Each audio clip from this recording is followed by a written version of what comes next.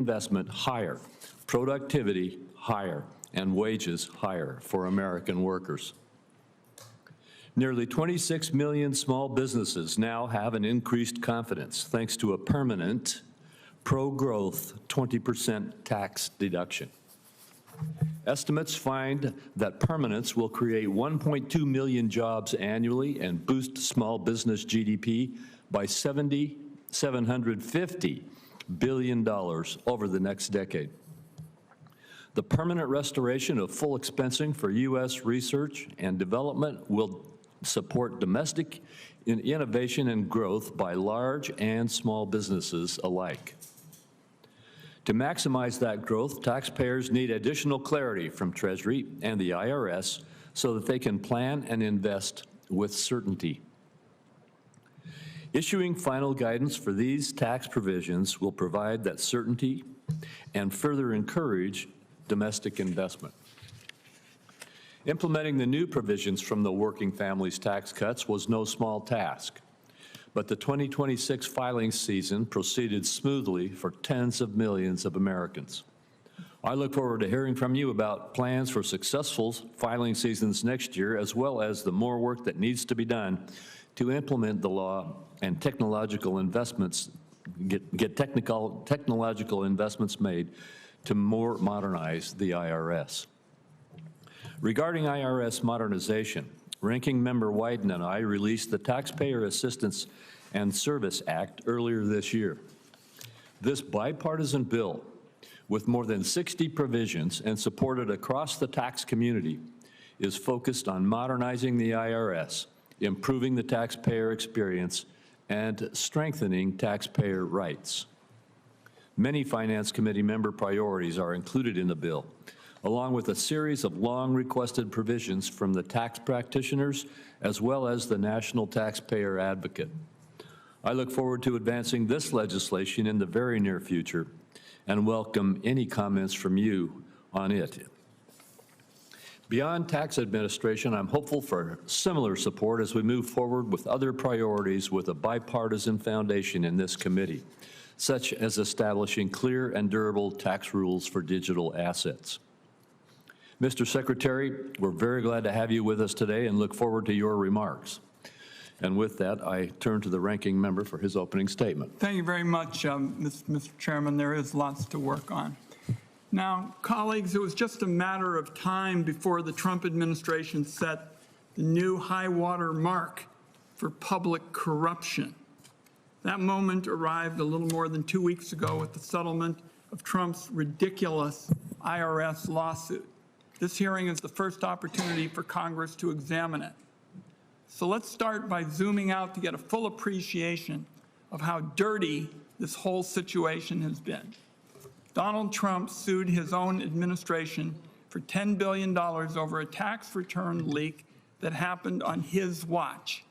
A judge appeared ready to toss the lawsuit, so Trump rushed a settlement for personal gain. The acting attorney general went out yesterday and said they're not moving forward with the $1.8 billion insurrection slush fund. The other part of this settlement apparently remains in place, and that is the part that presents the biggest direct benefit to Trump.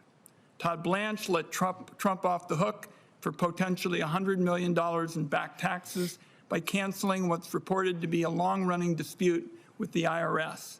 Then he let the entire Trump family and the Trump organization off the hook for any tax crimes they may have committed in the past. As of right now, everybody in America is subject to audit except the Trump family. Unfortunately, the Senate Republican leader was quoted this morning saying that this is business as usual, that it's a standard settlement.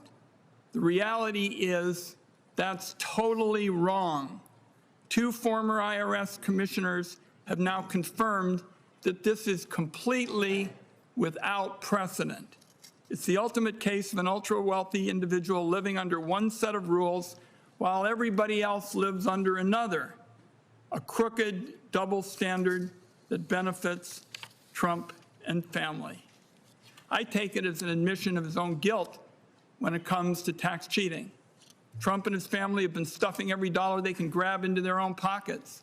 If everything was on the level, it seems to me he wouldn't need Todd Blanche to get the IRS off his back. Secretary Bessent owes the committee an explanation of what the Treasury knows about the dirty settlement. That's because his department was involved from beginning to end. Treasury was a defendant and a negotiator in the lawsuit. It was informed by IRS attorneys that Trump had no real case. And it sure looks to me like Treasury's top lawyer quit his job in objection to the settlement.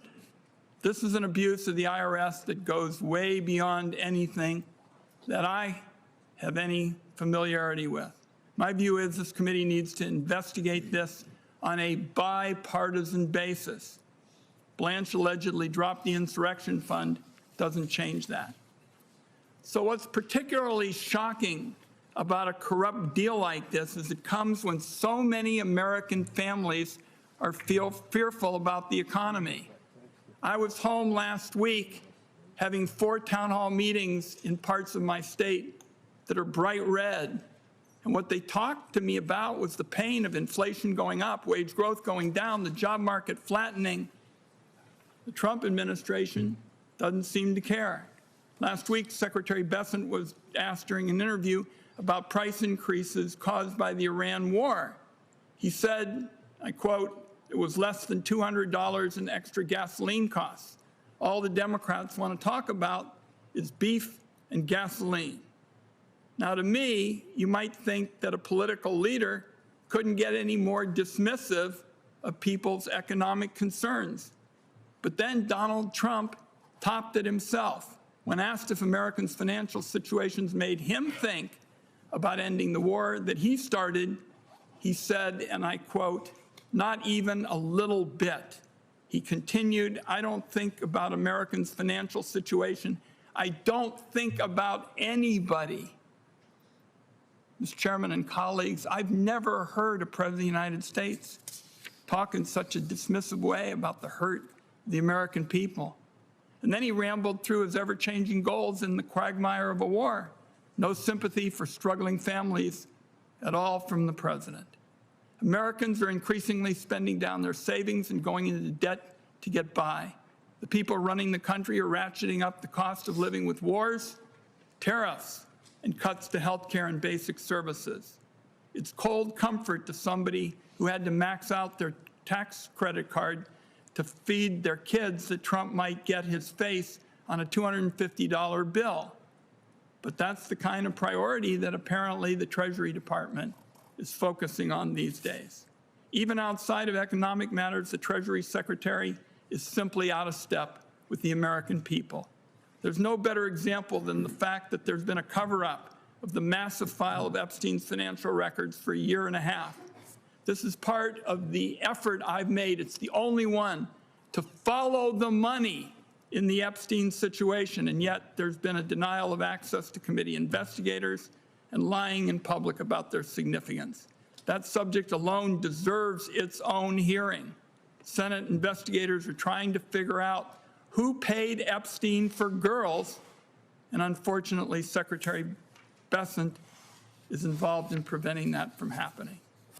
The bottom line in this administration is the machinery of government works to the benefit of Donald Trump before all else. That's the corrupt framework that produces insurrection slush funds, protects pedophiles, and dismisses the concerns of people who are worried about being able to make rent and to feed their families. There is an awful lot for the committee to discuss today, Mr. Chairman, and I look forward to question and answers. Senator Crapo. Thank you, Senator Wyden. Secretary Bessent, you may make your opening statement. Chairman Crapo, Ranking Member Wyden, and members of the committee, thank you for convening today's hearing.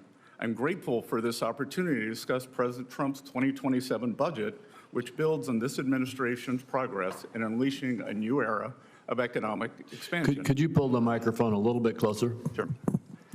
I last appeared before this committee just a few weeks before the Senate passed the Working Families tax cuts. So on the heels of the most successful filing season in IRS history, I'd be remiss if I did not begin by thanking the committee for helping to deliver this once-in-a-generation bill to the president's desk.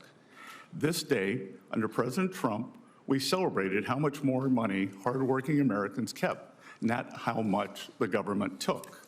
Over 62 million tax returns claimed at least one of the president's signature new tax cuts. No tax on tips, no tax on overtime, deductibility of American car loan interest, and enhanced deduction for low and middle income seniors. All told, the average refund increased by over 11%, with refunds increasing by 18%. But as important as what this legislation achieved is what it prevented. If opponents of the working family tax cuts had their way, our economy would have absorbed the largest tax hike in its history, over $5 trillion. 90% of American taxpayers would have seen their standard deduction slashed, while 40 million families would have seen their child tax credit halved. Instead, this committee held the line, and the American people had a better tax day because of it. Notably, President Trump's pro-growth policies don't stop at putting more money back in the pockets of working and middle-class families. They extend to placing the American dream within the closer reach of their children. For context, nearly 40% of Americans have no exposure to our great U.S. equity market, no stake in the companies they helped to build. Trump accounts represent a profound reimagining of that arrangement. They will ensure that every American child can benefit from private ownership and compound growth, that every American child, in short, is born a shareholder. To date, nearly 6 million Trump accounts have been opened, with 1.4 million eligible for the $1,000 seed contribution. Of course, as his tax cuts deliver relief for working-class Americans, President Trump's economic agenda is bolstered by two other distinct but reinforcing levers: trade and deregulation. Let me briefly address both in turn. First, the president is undeterred in his determination to open markets for U.S. goods and services while rebuilding U.S. manufacturing capacity. Over the 12 months ending March 26, the trade deficit for goods declined by approximately $370 billion compared to the same time frame ending March 2025. The economy has added 313,000 net private sector jobs and 13,000 manufacturing jobs in the past 2 months. Firm capital expenditures rose at an annual rate of over 17% in the first quarter, and companies are investing trillions to build and expand here at home. American industry is winning again to the benefit of American workers.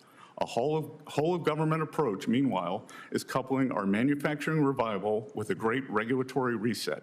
Properly calibrated regulation is essential for economic growth, capital formation, employment, and higher wages.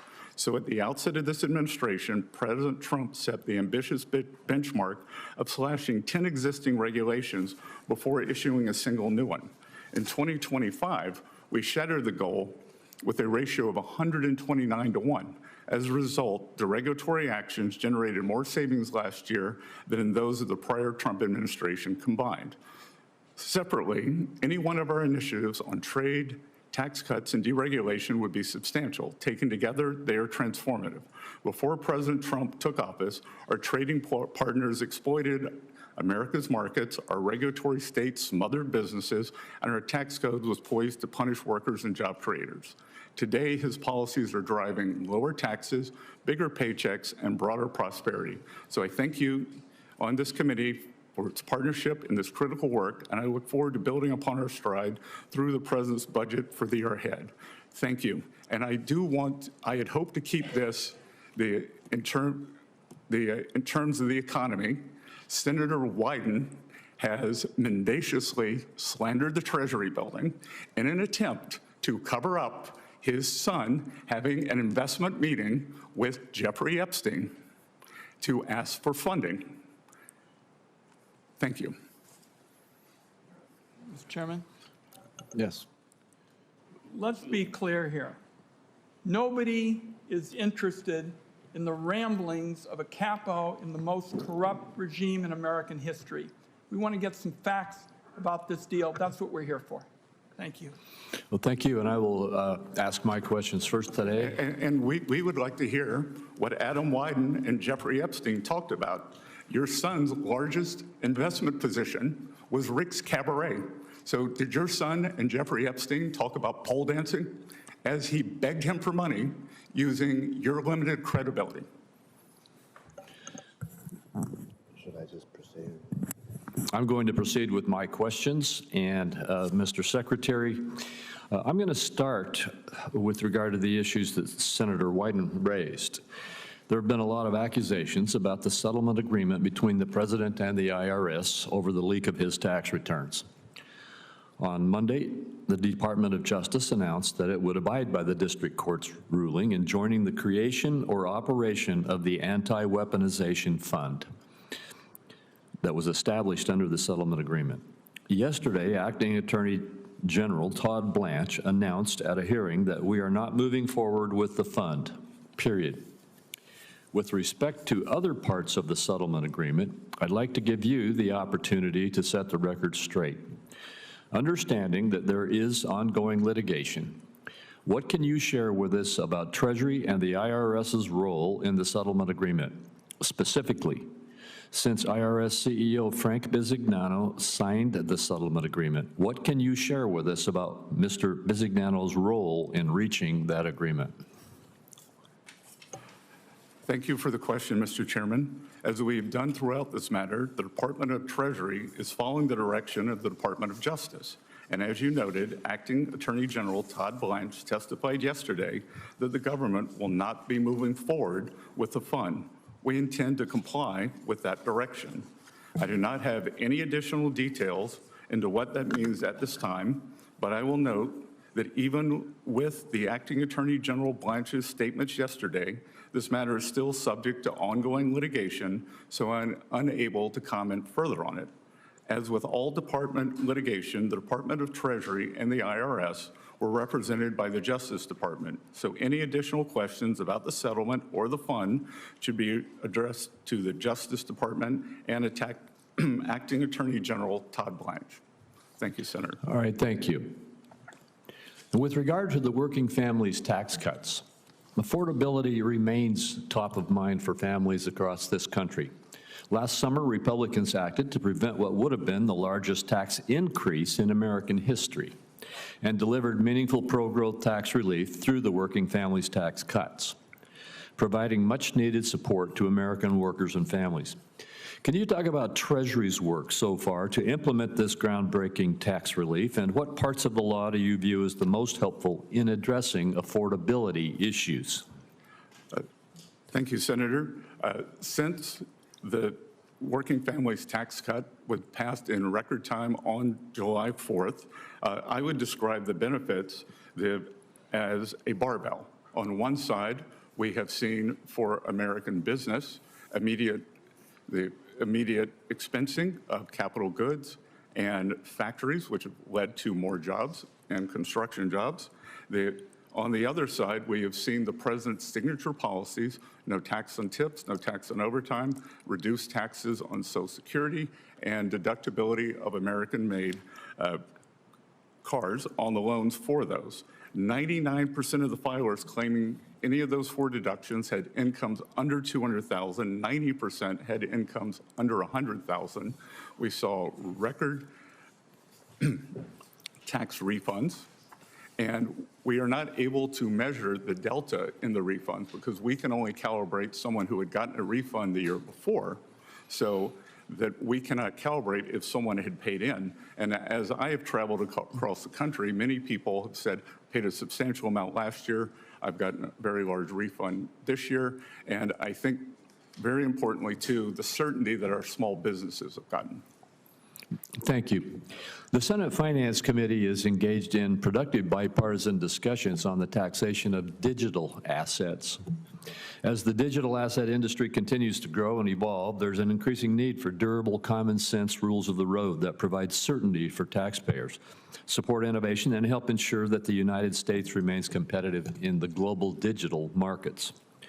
Does Treasury support congressional efforts to develop comprehensive digital asset taxation? And in your view, what are the risks of continued inaction?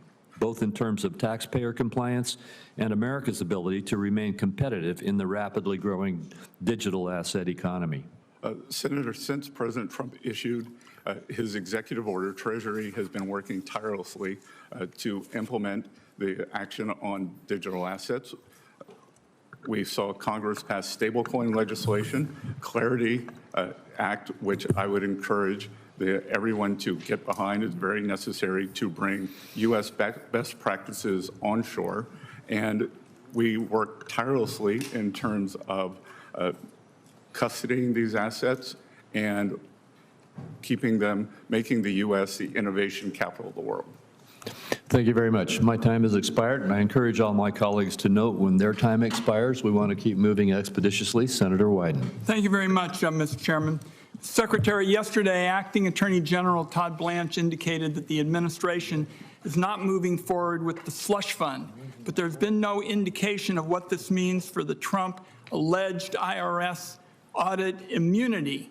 So my first question is, does the IRS audit immunity given to Trump, his family, and his businesses still stand? I'd like a yes or no answer to that. You can answer the question. You can't tell me how to answer it. So I got five minutes. I'm going to use them for these questions. You're using up your time now, sir. As I said, I am unable to comment with ongoing litigation. Okay. So that we understand what's at stake here. This immunity deal is the biggest scam against the taxpayer in American history. And Americans are going to pay taxes, and Trump and his clan won't. So we'll start with that. Now, my second question is, every president's tax return gets audited, Mr. Secretary. Who originated the May 19th addendum canceling Trump's audits? Was it Trump, DOJ, or Treasury? Again, sir, as Albert Einstein said, doing the same thing and expecting a different answer is the definition of insanity. You've given no answers on this subject, and that's why I'm going to ask these questions. And because, as I said, there's ongoing litigation. Does the DOJ have the authority to settle a tax dispute unilaterally? The DOJ acts as the attorney for Treasury and the IRS. So the tax code says the DOJ can only settle a tax dispute if you, the Treasury Secretary, first deferred the dispute to DOJ in the case we're talking about. So here, Trump, his kids, all of the business entities they own, potentially thousands of tax returns, and unless you referred every single one of those tax returns to DOJ, the addendum is invalid, or the Treasury and the IRS believe have been more involved in this scandal, as far as I can tell, than you've led us to believe. So I'm going to keep digging into the timetable here. Career IRS attorneys wrote a 25-page memo preparing defenses against Trump's lawsuit, and they recommended DOJ move to have Trump's lawsuit dismissed. The IRS reportedly gave this memo to Treasury officials in April before the settlement. Did you see that memo? Again, there's continuing litigation, and I'm unable to answer. Will you provide this committee with a copy of the IRS memo? Again, sir, there's continuing litigation. Mr. Chairman, I'm going to continue my questions, but I would like to ask you now to authorize the 6103 waiver and for Mr. Bessent to waive the attorney-client privilege, which I guess is part of what he's up to. I will not, I'm not quite sure what you're asking, but I will not agree to ask him to waive his attorney-client privilege. So the way we're going to get to the bottom of it is to have the committee look at these matters in a bipartisan way, and I'm just going to continue with the questions that highlight my argument. The Biden administration prosecuted Charles Littlejohn, the Booz Allen contractor who leaked Trump's tax returns. Booz Allen, which helped with the prosecution, held contracts with the Treasury Department for years. 3 days before Trump filed his lawsuit this year, you abruptly canceled all the contracts. It is hard to see that timing be a coincidence. Did you know in advance that Trump was going to file a suit against the IRS? I did not. All right, I've written to you twice asking for records related to this decision. Both times you refused. I'll ask again. Will you send the committee all records documenting this decision so we can review this in a bipartisan fashion. Again, there is ongoing litigation, and Senator, how we got here was a violation of President Trump's 6103 rights. And it wasn't just President Trump. There were 400,000 tax returns that were leaked by Mr. Littlejohn. And I will point out that Mr. Littlejohn was not prosecuted to the fullest extent of the law. He was eligible to be prosecuted on 3 counts. The Biden administration chose light touch and only prosecuted him on 2 counts. We're going to continue these questions, and I come back to my point, Mr. Chairman, we need you to support this 6103 waiver so that this committee on a bipartisan basis can look into a matter like this. When you're talking about the President of the United States, it doesn't get any more important. And I'll just close my opening effort to try to ferret out the facts here, Mr. Chairman, by saying, Mr. Secretary, this whole settlement, in my view, is the most brazen abuse of power ever in our history. And as of now, every American is subject to audit except Donald Trump and his family. I think that's absurd, and you've been dodging questions. Each one of these, you had a legal argument for saying nothing. And I suspect you cleared the way for Trump's lawsuit when you canceled the contracts, and I suspect people right up to the highest level of the Treasury Department had a hand in crafting this unbelievably corrupt gift of a settlement. And I just want it understood, colleagues, I want to work with every senator on this committee to get to the bottom of this, because we aren't getting the facts. And the Secretary, in spite of the fact that he owes answers to the American people, is just dodging and bobbing and weaving. Thank you. Senator Grassley. I'm going to start first with a comment and a commendation to the department in regard to a program that Senator Wyden and I have been involved in, and I think the department's doing the right thing, but I think you're getting pressure to change. So I want to commend you and the IRS for protecting the integrity of the conservation easement deduction by holding those engaged in abusive syndicated conservation easements, hold them accountable. These abusive transactions generally rely on highly inflated appraisals that result in taxpayer investors saving $2 in taxes for every $1 spent. So to be perfectly clear, these arrangements perverted a charitable deduction to turn a significant profit. In 2020, Finance Committee report that details Senator Wyden's and my investigation of these arrangements clearly shows that both the promoters and the taxpayer investors understood them to be tax shelters. So I encourage you and the IRS to stand by recent settlement offers and ignore those who I think are lobbying you to water it down. Good. Thank you for your comments, Senator. In 1981, at the time of growing deficits and elevated inflation, Fed Chairman Paul Volcker advised Congress to cut spending and to pursue pro-growth policies. He urged Congress to focus on reforms that would incentivize Americans, in his words, to invest, to save, and to work. The Working Families Tax Cut Law adhered to the Volcker approach. It reduced spending by over $1 trillion while making provisions of the 2017 tax law focused on spurring domestic investment permanent, like full expensing for new factories and factory improvements.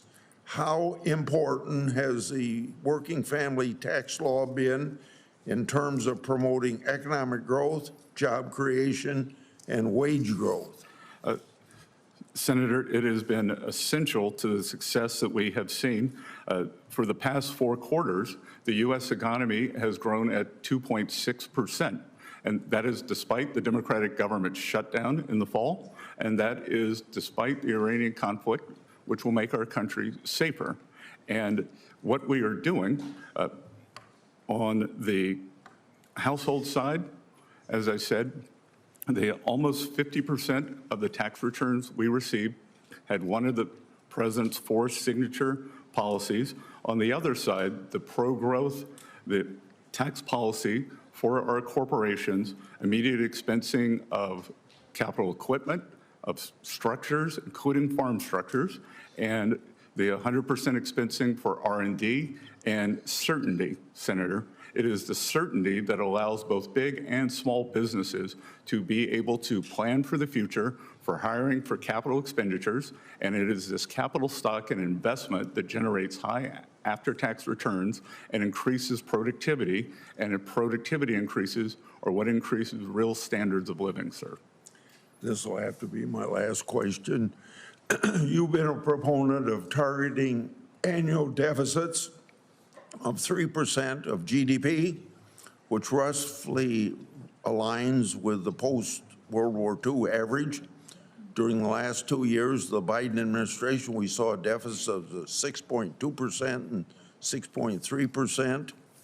In 2025, President Trump's first year in office, a deficit came in at 5.8% of GDP. How does President Trump's budget and deregulatory agenda ensure the annual deficit stays on a downward trend towards that 3% that you advocate?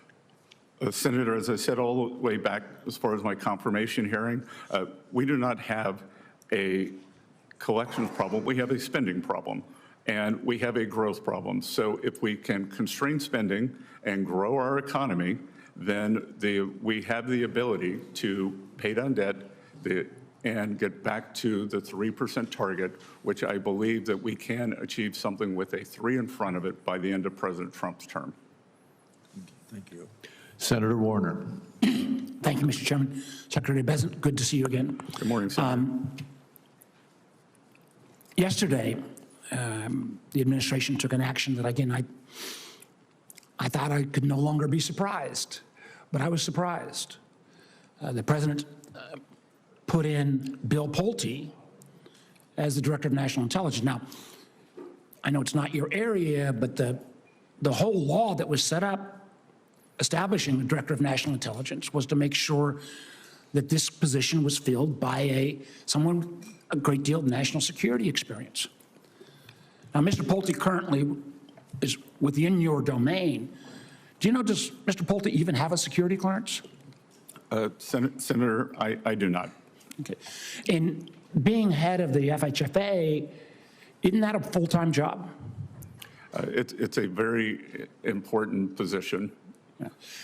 So the notion that Bill Pulte is going to remain as head of the FHFA and moonlight as the Director of National Intelligence, I don't understand. But to me, it seems insulting to the thousands of men and women who work in the intelligence community.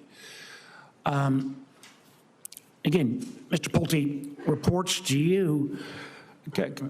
No, it's an independent administration. Well, but within, or let me just ask, let me ask you this. How would you describe Mr. Pulte's temperament? I spoke with Director Pulte yesterday and congratulated him and said I look forward to continue working with him on FHFA matters and wished him luck as he gets up to speed in D&I, and told him that we had several pressing issues on Iran. So you're totally comfortable with the notion that Mr. Pulte, who at least in press reporting, you've had quite a number of differences with, is going to be able to do both the Director of FHFA and the Director of National Intelligence? Well, sir, many teams squabble in the locker room and go out in the field. Okay. Well, Mr. Pulte has had a record of not respecting confidential information. He has weaponized mortgage information. I think everyone would at least acknowledge the factual basis of that, and the idea that he's going to suddenly be given the keys to the most classified secrets that keep our country safe. I just would have wished that someone in the White House would have gone to the emperor and said, on this one, you got no clothes. And it's an embarrassment. Let me get to another topic. Agentic AI, You know, I think there's great promise from AI. There's also downsides, but as we think about agentic AI agents, I'm sending letters on this, I think we need a strong fiduciary regime around those agents. I mean, one bank said to me recently, if your agentic AI agent goes off and buys a bunch of retail stuff for you and you get it home and then a human being says, I don't want this stuff, who bears the burden? As you think about, you know, the notion, I know we've talked about this in the past, of agentic AI agents, do you believe that we need some level of strong fiduciary regime? The president's executive order yesterday, I think, strikes a very good balance between innovation and safety, because that is a calculus we're trying to optimize for. I've been in contact with all of the large language model labs. I was in San Francisco on Saturday meeting with them, and we have convened at Treasury, we have convened the largest banks, and they are working diligently on their standards because by their nature, they have the strongest cybersecurity departments. I think that the rest of industry can learn from them. Well, again, we may agree to disagree. And the notion that it's simply voluntary regime, fiduciary duty would imply some duty. I've talked to many of the banks. They think with Mythos, they are totally unprotected. And the idea that we're going to have only a voluntary regime, I believe will put our banking system at risk, clearly our national security at risk. And I felt like the president's earlier draft made a lot of sense. I was very disappointed. It was watered down, adhered to the Senator, chairman's. the only difference in the draft was 90 to 30 days. Secretary Bessent, well, the draft I saw earlier had a stronger than strictly voluntary regime. But I want to get my last point in quickly. We still got to get the CDFI money out. We got 32 senators, 16 on each side, including the chairman.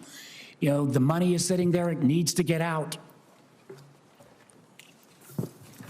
Yes, sir. That we have gotten out what we have been allocated from OMB. OMB did not apportion it until April 8th, and we are getting that funding out. It's June. There still hasn't awarded a single dollar of the money. Thank you. Senator Scott.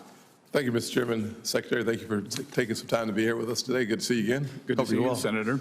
Hope all is well in Charleston. I don't get back much. Well, we miss you there, so Yeah, find a way back to the Holy City.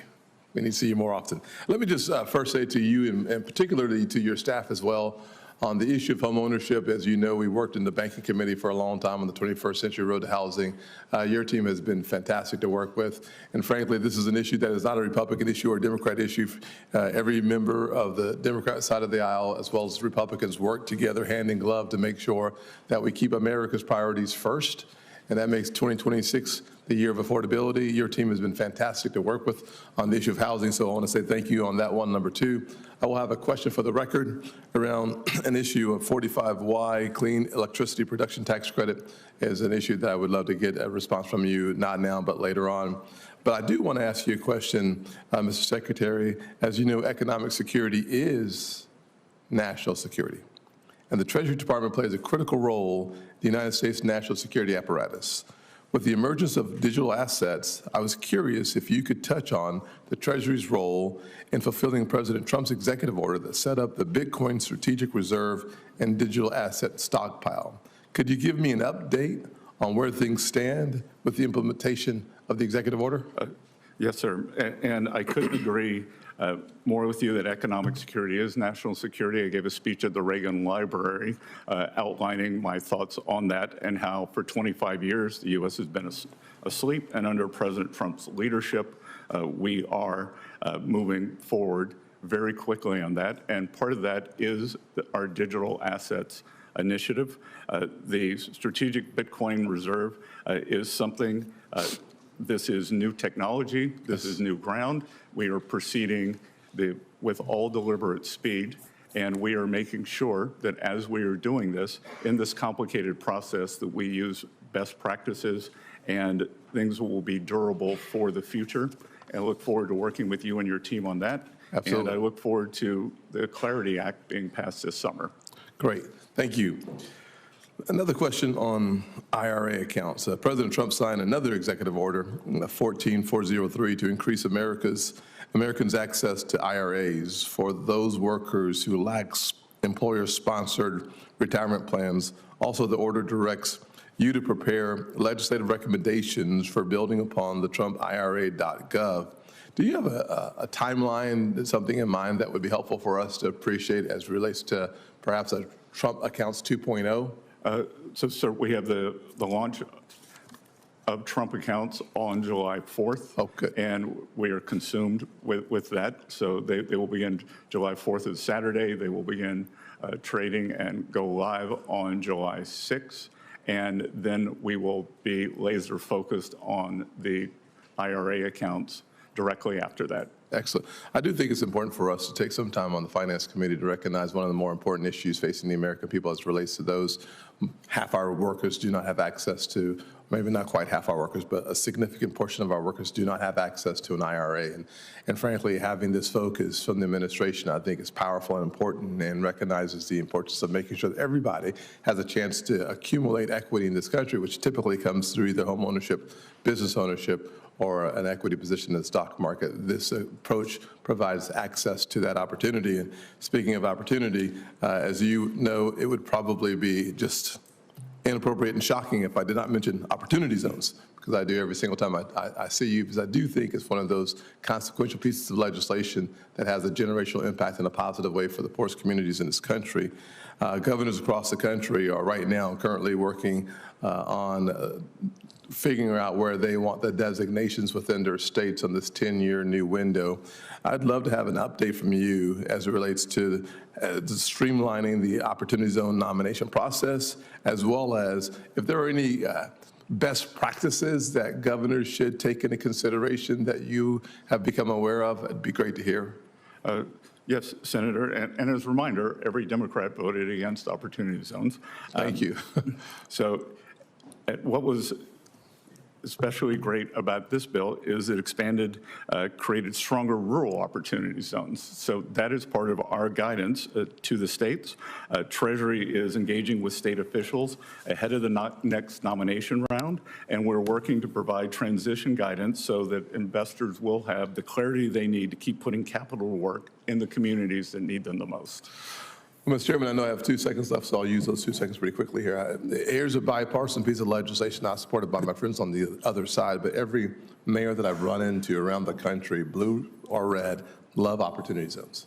Thank you. Yes, and Senator, several of your colleagues from the other side of the aisle have called me because they were distressed that their state may be losing an opportunity zone. And I pointed out that they had voted against them, but because of your goodwill, we would be working with them. God bless you. Yes. We all love opportunity zones. Senator Hassan. Well, thank you, Chair Crapo and Ranking Member Wyden, for holding this important hearing. Good morning, Secretary Bessent, and thank you for testifying. Good morning. I want to start with a question that I think should get bipartisan support. The Treasury Inspector General for Tax Administration recently said that the Treasury could prevent $1 billion in fraud if Congress moved up certain deadlines for businesses to file information returns. This would help give Treasury the information it needs earlier in the year to stop fraudsters from stealing taxpayers' identities and their tax refunds. Will you commit, sir, to working on a bipartisan basis with members of this committee to advance this proposal and help the Treasury stop identity theft and fraud? We look forward to working with both sides of the aisle on that, Senator. Thank you very much.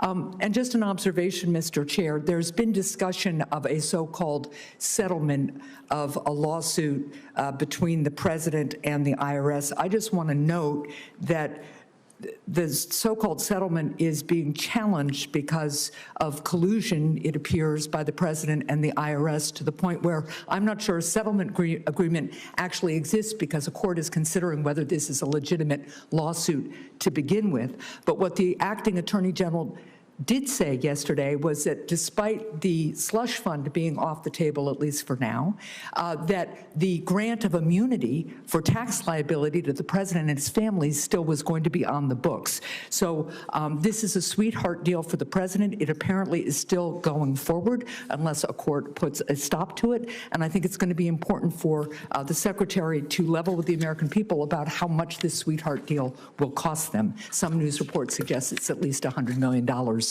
just off the top. Now, Secretary Bessent, in May, the president said that he does not think about Americans' financial situations. Do you think about the financial situation of the American people? I do, and as the ranking member distorted my statement, as he often does, I had prefaced my statement with, we understand that these are challenging times for the American people, that we will get over this, and that at present, the average household has paid about $200 more in gasoline. Well, we think about this every day. Well, I'm glad that you do. Do you think your boss should too? I believe remarks were taken out of context. No, look, but here's what he said. He said, quote, I don't think about Americans' financial situation. I don't think about anybody. So I'm asking you, that's the direct quote, do you think about how the American people are paying more for gas, groceries, and utilities, since the president clearly said he didn't? And you speak with the president regularly. Are you trying to tell him the truth about how much costs have increased for the American people? Well, Senator, I'm going to have to disagree with you on some of that, because I have groceries are going down. And to be clear, since President Trump took office, food prices, or as many people like to call them, groceries, food at home in the statistical data, is up 2.5%. When's the last time you were in a grocery store? Because my husband and I were just in one. And look, the average Granite Stater, is paid, let me be clear, the average Granite Stater has paid $3,000 more since Donald Trump took office for basic goods and services. Meanwhile, the country lost 100,000 manufacturing jobs in 2025. So do you tell the president this information or not? Again, Senator, except for inflation, which is, I believe, going to be a short-term blip, the economic data is very strong. The jobs data has been very strong. The manufacturing ISM has been very strong. No, actually, that's incorrect. So let's move on, because what's clear to me... Which part was incorrect, Senator? No, what is very clear to me is that neither you nor the president nor this administration are willing to acknowledge how much more people are paying at the gas pump, at the grocery store, in utilities, for health care, for all aspects of American life, nor have you acknowledged the number of manufacturing jobs that were lost in 2025. Now let's move on to another issue. Americans are paying 2.5% more for groceries since President Trump took office, which is half the annual amount under Biden administration. We're not talking about Biden. We're talking about this administration and its promise to lower costs, and the fact that this president says he doesn't care. Now, let's go on to it. Mr. Secretary, my time is limited. I'd like to reclaim a little bit of my time, because I have one more question. The administration has claimed that its top priority is lowering costs for American families, but the president instead continues to pursue vanity projects at a significant cost to taxpayers. He requested $1 billion for the White House ballroom, spent $45 million on military birthday parade, proposed a $100 million arch at Memorial Circle, and now Treasury is planning production of a $250 bill with his face on it. Mr. Secretary, how does the president's requested $1 billion ballroom or all of these other vanity products lower costs for American families or help constrain spending? Senator, first of all, you're incorrect. There is no cost to the American people. If there is a new bill for the ballroom, the decorative part of the ballroom is privately funded, and everything that you were talking about. The president requested $1 billion for the White House ballroom in our budget. He has spent $45 million on a military birthday parade. So look, it goes on outside my office every day. I've watched it progress, and it is national security matters that the $1 billion is for. That's ridiculous, and I think you know it. I'll yield back my time. Thank you, Mr. Chair. Senator Johnson. Thank you, Mr. Chairman. Mr. Secretary, I don't recall back in, let's say, June of 2022, when the average national price of gasoline was $5 a gallon. when we were experiencing 40-year high inflation, about 9%. I don't recall Democrats being all that exercised and coming to these hearings and battering the Biden administration officials of why, living is so unaffordable. Do you recall that back in 2022, 2023? Well, what I do know, sir, is that pyromaniacs like fire, so they can't stop talking about what they did. And as I was trying to tell the senator, since President Trump came into office, food at home has increased by 2.5%, moving back toward the Fed's 2% level, and every year averaged 5%. So it is half the price. We elevated the level. And to be clear, Senator, what we have not heard is an apology to the American people. So the other thing we haven't heard is a concern over the massive amount of fraud that we are being told about every day. Democrats wanted a clean extension of the enhanced subsidy under Obamacare, even though once expired, people got the subsidy anyway. But they could care less that there may be 6 million people now is what the current estimate is. 6 million people, or phantom people, taking advantage of those subsidies, costing the Treasury $25 to $35 billion a year. No concern about that from the other side of the aisle. I want to focus on fraud. The lowest estimate on an annual basis comes from GAO at $250 billion a year. We had the CEO of LexisNexis that didn't realize they did this kind of research. They put the annual figure about $1 trillion. I think you've come up with your own figure. What do you estimate annual amount of fraud in the federal budget? At least $500 billion, sir. So again, this is a range of somewhere between 3.3 and 13.3% of our budget. A recent story, I heard it on the radio this morning, a fraudster in California in 1 year, from May 22nd to April 2023, $270 million of claims. He was paid $178 million in fraud in California out of Medi-Cal. Do you have any idea how much, okay, he's been prosecuted, he's been convicted. Do you know how much of that $178 million was recovered? Sir, what I can tell you is once the money goes out the door, it's very difficult to recover. The best way to prevent the fraud is to prevent it before it goes out the door. And Senator, I will tell you, the other heartbreaking part of this is I did a round table in greater Minneapolis, and there were several owners of autism clinics there, valid clinics, who are having trouble getting funded, and they are doing the right thing for these families and for those children. Right, so the fraud prevents the money going to the people who truly need it. It's really intended for. And that's my point. I don't think this is up to date, but it's the most recent figure we have. The Department of Justice publishes their list of indictments and prosecutions. About $4.7 billion is being prosecuted out of a total of somewhere between $250 billion and $1 trillion in fraud. So I know Dr. Oz suspended payments to, 400 hospice centers in California? In Los Angeles has a third of all hospice centers. They suspended payment to 400, and not one of them complained. Why wouldn't one of those 400 hospice centers not complain about losing their funding? Again, Senator, we could speculate that it's fraudulent. And the key here, Senator, is transparency. We need to be able to see where this money is going. For everything that went on in Minneapolis and Minnesota, there was transparency. There was a list of the Laring Center. You were able to see, receive this much. This is the address. These are the people. But Democrat government officials ignored that transparency, didn't they? It was right. They had access to it. They ignored it. Well, they ignored that. But in many states, like New York State, Illinois, they refuse any level of transparency. I believe that's true of the governor of Wisconsin as well, refusing to turn over records on some of the welfare benefits that Wisconsinites get, correct? Should be a bipartisan issue, sir. So what can you do? I mean, to prevent it? I mean, Dr. Oz obviously just suspended payments. I'd imagine you're somewhat limited there. I mean, I know Vice President Vance has got a fraud task force.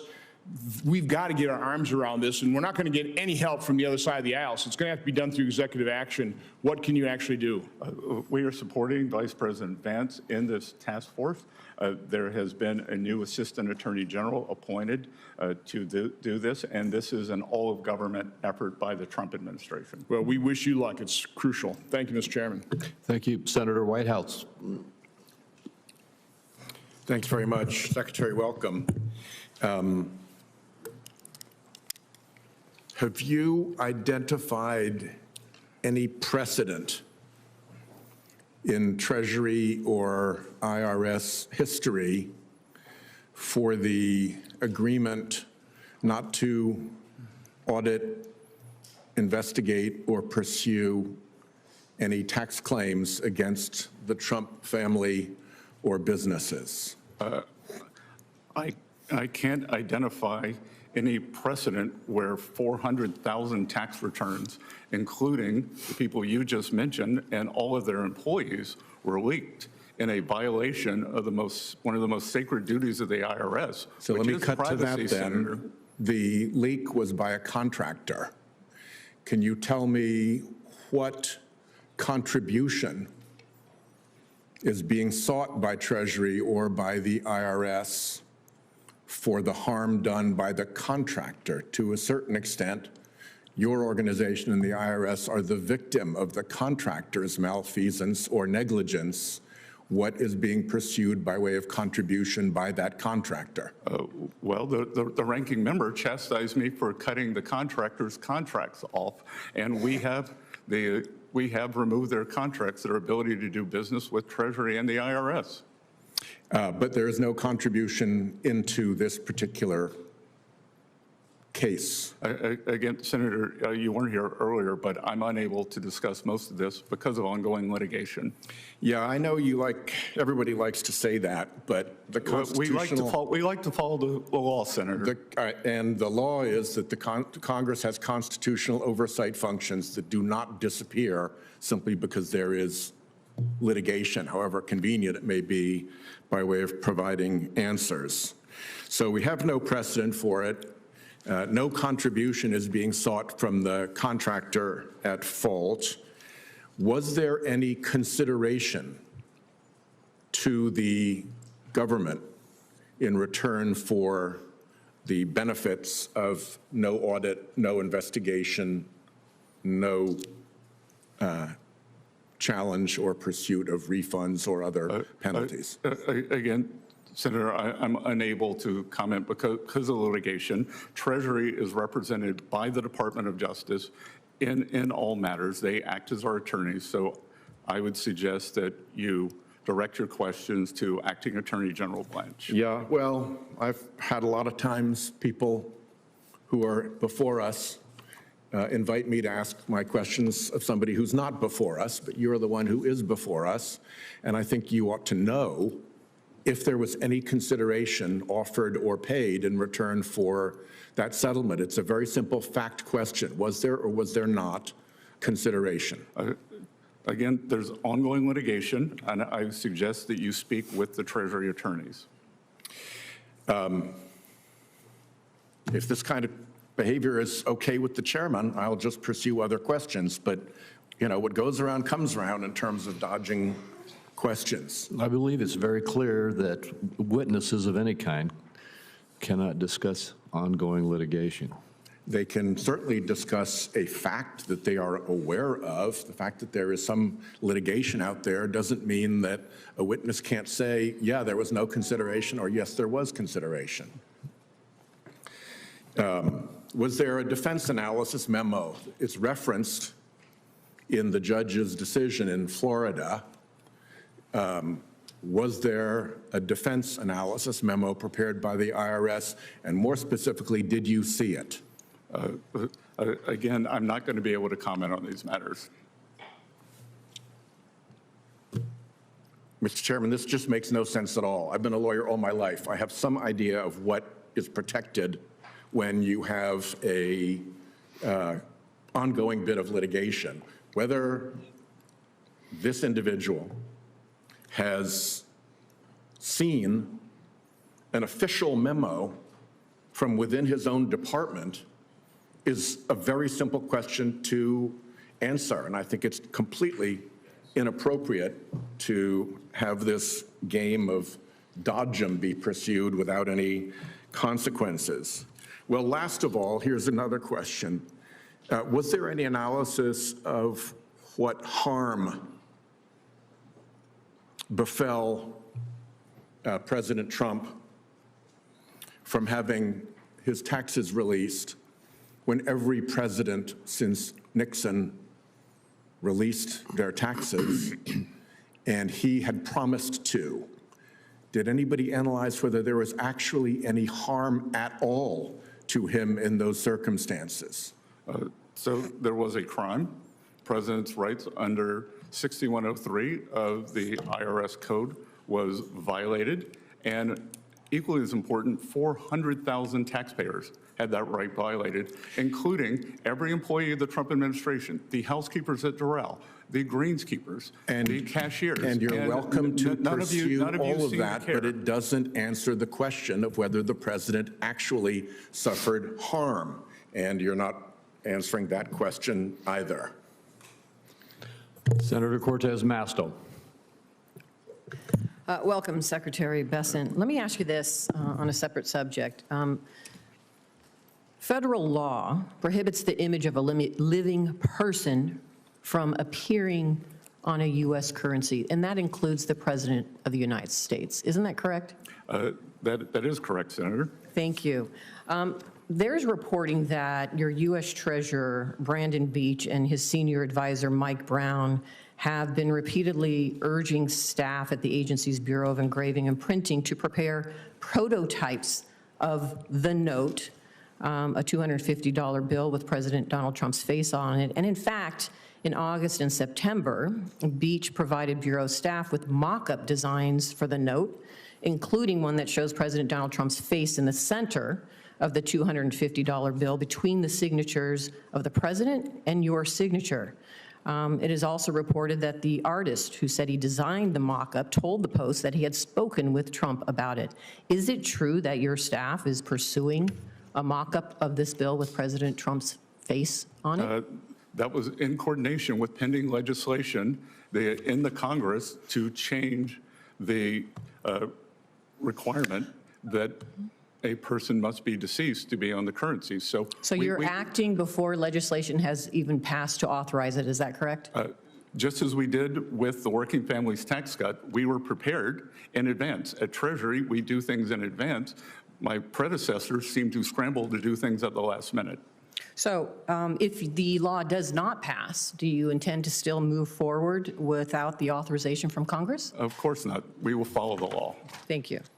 Let me ask you this question with respect to the agreement and the lawsuit settlement that a lot of my colleagues have been talking about, shielding the president, his family, and corporations from any future audits. You are the acting IRS commissioner, correct?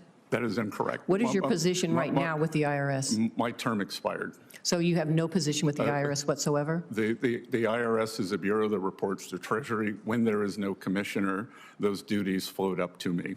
All right. So there's no interaction that you have right now or responsibility over the IRS other than the commissioners there? The commissioner has free reign, and you don't have any authority to stop anything? No, there is no commissioner, so I assume those duties. So there is no commissioner, so you're acting commissioner? No, that's incorrect. Okay, so for purposes of the public, let's get it straight so the public knows your involvement. There is no commissioner. There's somebody that is acting. I had previously been the acting commissioner. Okay. Senator Warren, who likes to send me a lot of letters, was kind enough to send me a letter. Yeah, I'm just trying to figure out your role with the IRS. For the purpose of the public and transparency, what is your role currently with the IRS and your authority? I am performing the duties of the commissioner. Oh, so you are. Okay, got it. So let me ask you this, because you talked about not only Donald Trump and his family, but there were 400,000 taxpayers' information that was also leaked by Mr. Littlejohn, the contractor working for the IRS. Do you intend to give them the same immunity as President Trump and his family received? Again, you were not here at the beginning. I had a statement that I read to Chairman Crapo that I am unable to provide any additional details. Well, that's not part of the litigation. Due to litigation. That's the 400,000 taxpayers aren't part of the litigation. You have said there were 400,000 taxpayers' information that was also leaked. They're not part of that litigation. Do you intend to give them the same immunity that you gave Donald Trump and his family and corporations that were part of the litigation? Senator, you may have missed the first part of this, but Treasury does not give any of that. We are represented by the Justice Department. That's right. You're the acting commissioner. As acting commissioner, you had said earlier you had concerns about those 400,000 taxpayers whose documents were leaked by an independent contractor with the IRS.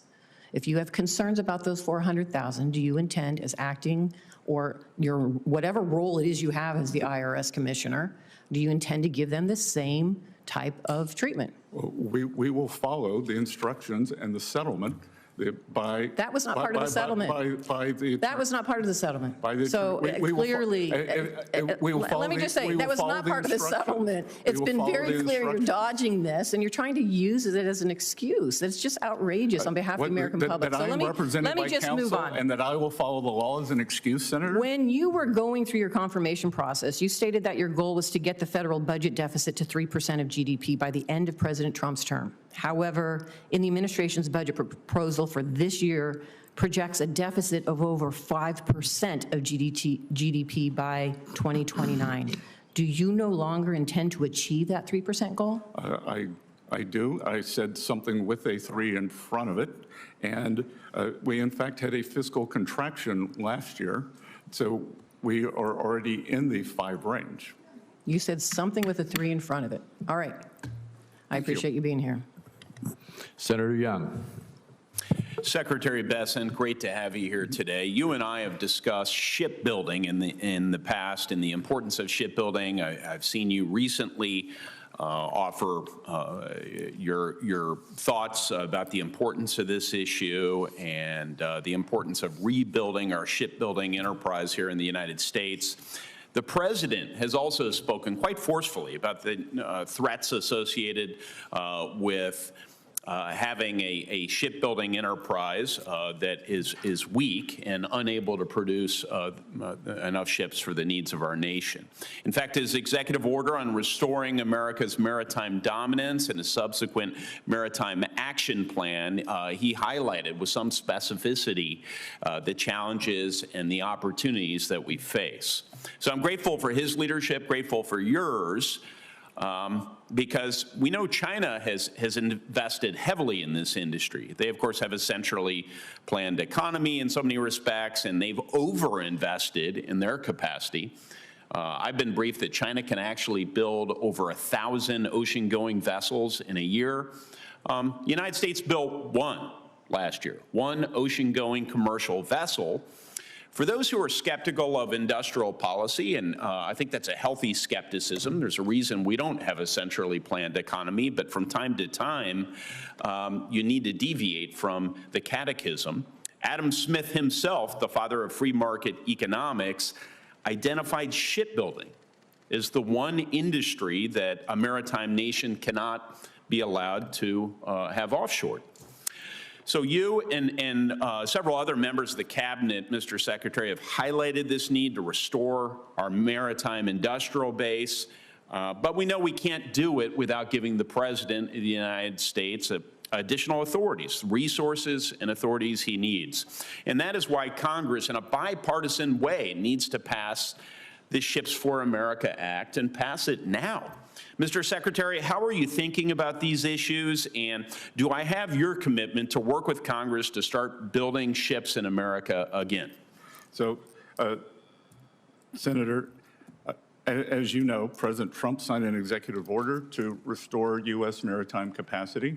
I gave a speech at the Reagan Library on Friday where I talked about the critical industries that we needed to reshore, and top of mind there was the shipbuilding industry. And as important as the industry is the reservoir of knowledge that we have, should we get into a great power conflict. That's exactly it. We literally don't have, because of cheerful scenario planning in the future, we haven't thought through how we're going to repair all our Navy vessels and, if necessary, build new Navy vessels in a time of a long war scenario. Long war is a war that might exceed just a couple of months.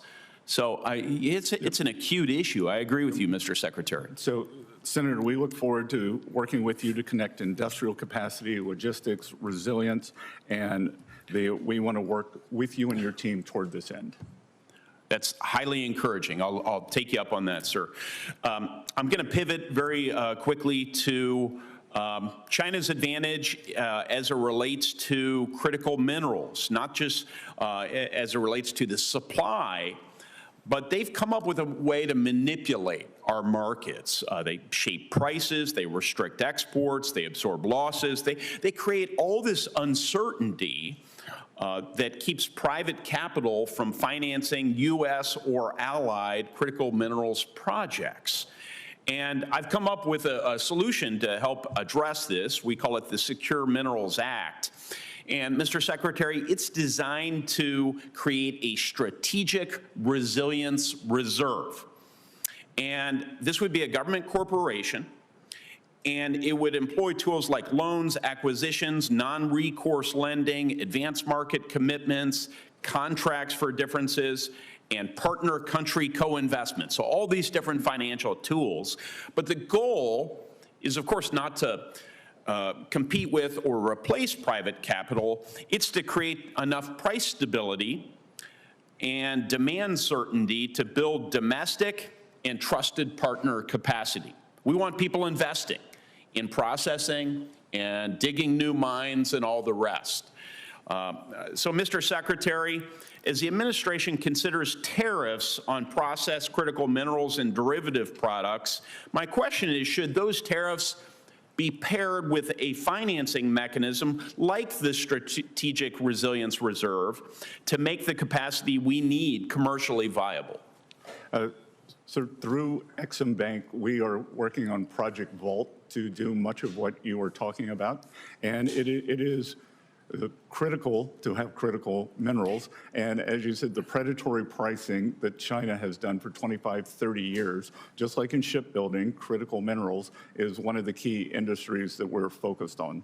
Well, my hope would be that I can work with you to give more legal certainty to that very important project, Project Volt, you're working on, so that after the Trump administration leaves, which will just be in a couple of years, there can be a legacy of enduring law and operations so that we've addressed this challenge related to our critical minerals vulnerability. Might I work with you on that effort? We look forward to working with you, Senator, and it is a priority for this administration and for Treasury and indeed for myself. Thank you, Mr. Secretary.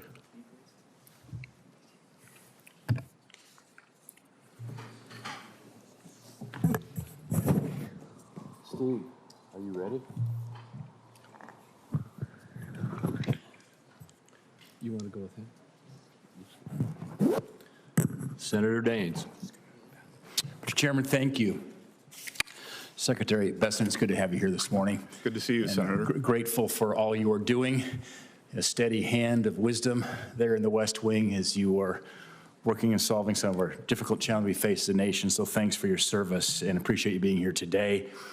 And I want to start by emphasizing how pleased I was when I saw the IRS's settlement offer for taxpayers involved with conservation easement tax disputes. For years, I've been sounding the alarm here on Capitol Hill on the abusive, syndicated conservation easements that falsely were claiming a charitable donation solely to turn a profit. And I'm an avid outdoorsman, guy from Montana, protecting our farmers and ranchers and championing conservation is one of my biggest priorities as I represent the state of Montana here the past 13 years. I know this is a shared priority for you in this administration, which is why I commend you for your help in implementing and enforcing this settlement. So it's a thank you. Good. Thank you.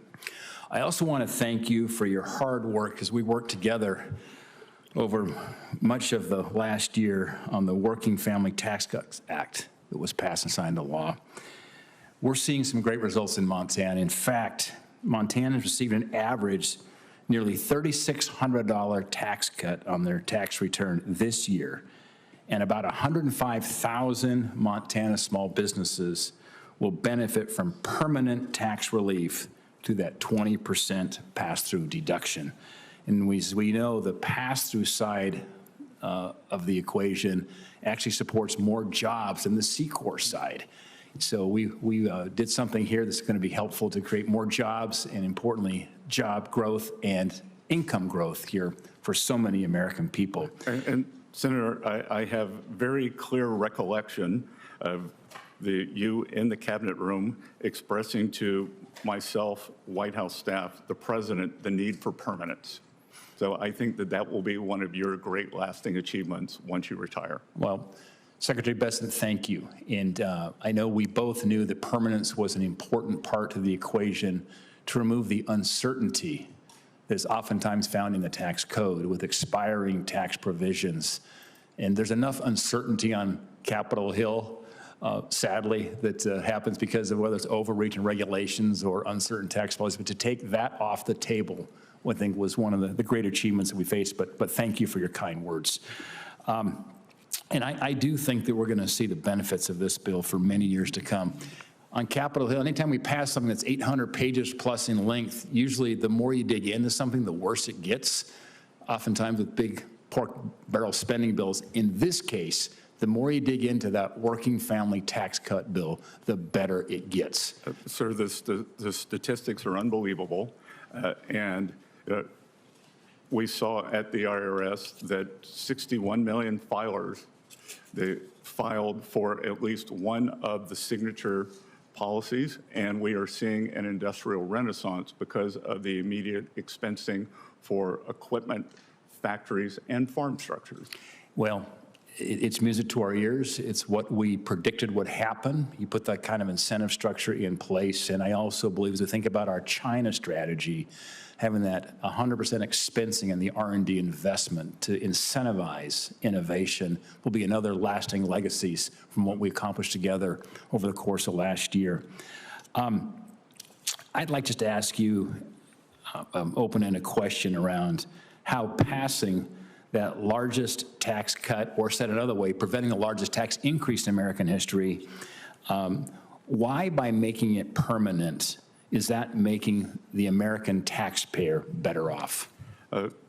Sir, I believe that as you said, giving great certainty, whether it's to households, small business, or large business, that provides for them to create capital stock, capital spending, and increase productivity. And increased productivity is what leads to higher standards of living across the country. Last question I have is on digital assets. Digital assets have moved from the margins now more to the mainstream. It's been clear that our tax code hasn't kept up. We bear that responsibility now to put a tax structure in place. I'm taking the lead here in the Finance Committee. As many in this committee know, that's why we've been developing now a framework that could give us clearer rules for digital asset taxation. Following the passage of the Genius Act, digital assets are becoming more integrated in our financial system, and I believe are going to play a growing role in our economy and the potential to keep driving investment in the United States. The numbers speak for themselves. The total crypto market cap reached $4 trillion for the first time in history. Stablecoin transaction volume was $33 trillion, a 72% increase from 2024. The number of crypto mobile wallet users reached an all-time high, up 20% from last year. I do believe it's important that we provide some clarity as it relates to tax code, and that's our responsibility here that I'm working on at the moment. The time of the gentleman has expired. Can I finish one final question, if I could? Secretary Bessent, as the administration continues its work in digital assets, will you commit to working with Congress on implementing digital asset taxation legislation and anticipate that very much be a two-way street? I will commit to that, and tax certainty, as we've seen with every other industry, is the key to innovation. Great. Mr. Secretary, thank you. Time of the gentleman's expired. The chairman's returned. Senator Smith. Thank you, Mr. Chair and Ranking Member, and welcome to the committee, Secretary Bessent. So, though I've not been in the room, we have this thing called closed-circuit television in the Congress, so I've been able to watch the hearing in my office, and many of my colleagues have tried to get at this so-called anti-weaponization fund that was created in a settlement with the president after he sued his own IRS for $10 billion. That includes this provision that bars the IRS from auditing or taking any enforcement action on any of the president's tax returns or those of his family. And I understand I've heard you repeat many times that you cannot respond to this because of ongoing litigation. And I want to just associate myself with the points that Senator Whitehouse made, which is that I don't quite understand how we're able to do our oversight responsibilities if we can't ask any questions when anything is even in the vicinity of ongoing litigation. So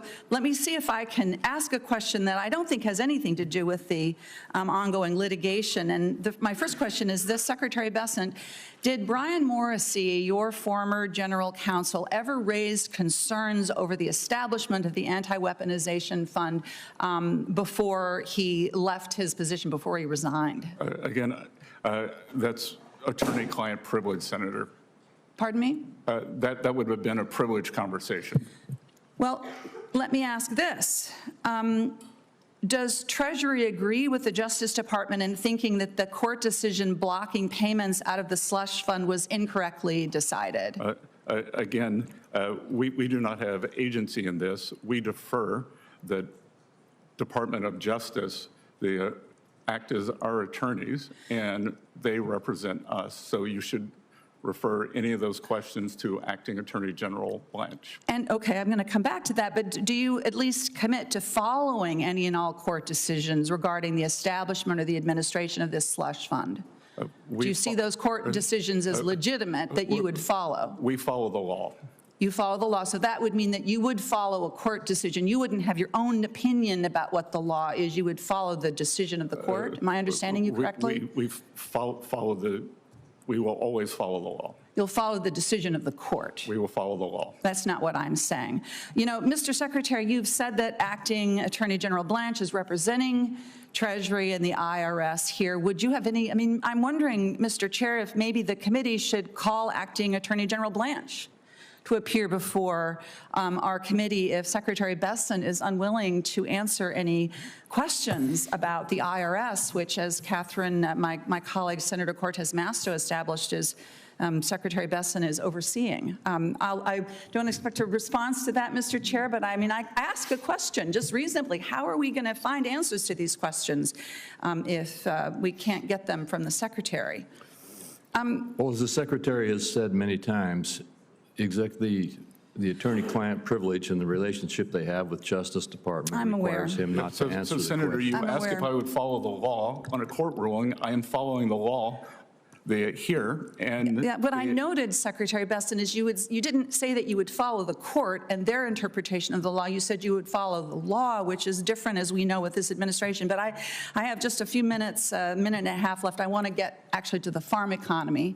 This is something that you and I have discussed many times, starting when you first came into my office. You called yourself a soybean farmer, though I think that Minnesota farmers would differentiate between wealthy landowners who rent their land versus people who actually do the farming. But I can tell you that in Minnesota, Mr. Secretary, a lot of farmers are really feeling the pain. According to the Farm Bureau, farm bankruptcies were up almost 50% this last year. Minnesota has the most farm bankruptcies in the country in the first quarter of 2026. And the Farm Bureau tells us that 6 out of 10 farmers are reporting declining financial situations. So it's rough out there. Fertilizer prices are up, diesel prices are up. Could you just explain to me and to farmers in Minnesota how those increased prices driven by the war in Iran are worth the pain that they are feeling right now? Senator, do you believe that Iran can have a nuclear weapon? Mr. Secretary, this is my time to ask you the questions. How do you I'm respond to responding Minnesota with a farmers question. who cannot afford the fertilizer they need? Well, I think if you were to look in the dictionary, the definition of a farmer is someone who owns a farm and farms the land. And so as a former farmer, I will tell you that, and maybe you know, that 75% of the fertilizer had already been purchased this year. That is not what my farmers in Minnesota are telling me, sir. They are telling me that they cannot afford their fertilizer, and they know the reason why. They know the reason. There is no doubt that, that farmers have been struggling, but much of that there was a record crop last year, Senator, and what do record crops lead to? What my farmers are telling me. Lower prices. So I'm sure I will take that back. I will take that back to my producers in Minnesota, that they have somebody in this Department of Treasury, a former farmer, who is feeling their pain. Thank you. Senator Lankford. Mr. Chairman, thank you. Mr. Secretary, thank you. You know, a year later, after passing the Working Families Tax Cut Act, I have to tell you, it's been remarkable how fast Treasury has moved on implementation in a lot of the areas. We worked a lot together on things like full expensing and making that permanent and trying to be able to get that established long-term. That makes an enormous difference for our farmers and ranchers that are trying to buy equipment right now to be able to do that expensing. Commodity prices are down, fertilizer prices are up. But I would tell you, fertilizer prices started spiking under the Biden administration, not in the past 2 weeks here, and certainly not in the past 2 months. Gasoline prices now are what they were during the Biden administration, a spike, and there wasn't a war in Iran. And under the Biden administration, we had 9% inflation during that time period. So there's been tremendous amount of growth in the economy here, which I appreciate your partnership on. We've also worked a lot on the charitable donation side of things. And I appreciate the substantiation requirement information that Treasury and IRS has put out. That helps a lot of folks that are donating now to nonprofits and the work that we've done together. There is still work to do on the donor advised funds. There were some Biden administration regulations that came out that were directly targeted at the donor advised funds that have caused real problems. Those are folks that are directly helping nonprofits and charities all over the country on it, but they're feeling some real pain from some additional changes in regulation. So I know this administration has been very aggressive at reviewing regulations and looking at it. I would only ask you to review as well the Biden administration regulations on donor advised funds, because that's directly taking money away from people that need it the most and folks that want to be able to help. Senator, I will be happy to instruct our Office of Tax Policy to work with you and your staff on this. I know it's an important issue for you. It is. Thank you. Look forward to that cooperation together, just to be able to look at it, to be able to make sure the regulations work for every American. I want to talk a little bit about what you've done so far on the sanctions on drug smuggling, and specifically targeting all of these cartels that are in Mexico and in Central America and South America, and trying to be able to go after that. You've seen some progress. Some new techniques have been done to be able to target individuals and entities to try to limit the amount of smuggling. I want to just get an update from you. Dollars have been allocated. You've asked for additional dollars directly related to terrorism and drug smuggling cartels. This is a budget hearing. What's happened so far? How have those budget dollars previously been used? What are you asking for additional dollars for in that? So, Senator, we have designated the Mexican cartels as foreign terrorist organizations. We have also put it in effect on the U.S.-Mexican border in certain counties, what are called geographical targeting orders, so that we can better identify problems in our banking system and money that is being laundered through sooner. And this is a combination through FinCEN, the Crimes Enforcement Network, and OFAC. So if we use FinCEN to follow the money, and then OFAC has been used to sanction, we've sanctioned about this time last year 2 Mexican financial institutions that were riddled with drug money. So you're doing the same thing to a lot of these, the shadow fleet that's out there moving Iranian oil and others as well. Give me an update on success dealing with that, targeting specific sanctions on Iranian illicit movement of oil and other goods that they're trying to be able to move. We began with a maximum campaign pressure in March of 2025. We have continued that, and approximately 7 or 8 weeks ago, the President instructed me to take it up to maximum. We call it Operation Economic Fury, and the Iranians, one of the many mistakes they have made, was targeting with missiles their Gulf neighbors. We have good partners in the Gulf, but many of them were not completely transparent with us, what may or may not have been going on in their banking system, and we have achieved a much greater level of transparency, and we have seized a substantial amount of crypto assets. We have sanctioned ships, and in fact, the Navy has seized some of these ships, and we are tracking mostly the IRGC funds, and we are freezing those for the day that they can be given back to the Iranian people. Okay, I look forward to that. I know we've just got a few seconds left. In Oklahoma, we had a massive influx of Chinese illegal aliens that moved into our state, set up illegal grow operations for marijuana, and started shipping it literally all over the country. It was a tragic thing to be able to watch what happened to the human trafficking, the labor trafficking, the sex trafficking that these Chinese individuals were doing into my state, not only trying to be able to purchase land and to be able to set up this operation. I want to be able to follow up with your team on just ways that we can work on following the money of illegal Chinese money coming in to buy American farmland, and to also try to be able to control some operational locations near some of our sensitive sites. And what you're doing there, I know you're doing a significant amount of sanctions on drug issues and such, but want to be able to just follow up on that. We look forward to working with you on that, Senator. Thank you. Thank you, Senator Warren. Thank you, Mr. Chairman. So, Secretary Bessent, let's start with something you and I agree strongly on. Last year, you came out in support of a trading ban for members of Congress, and I have introduced legislation to do exactly that. You explained the need for a ban on our trading stock by saying, quote, you look at some of these eye-popping returns, every hedge fund would be jealous of them. And that, quote, if any private citizen traded that way, the SEC would be knocking on their door. Those are strong words from someone who used to run a hedge fund.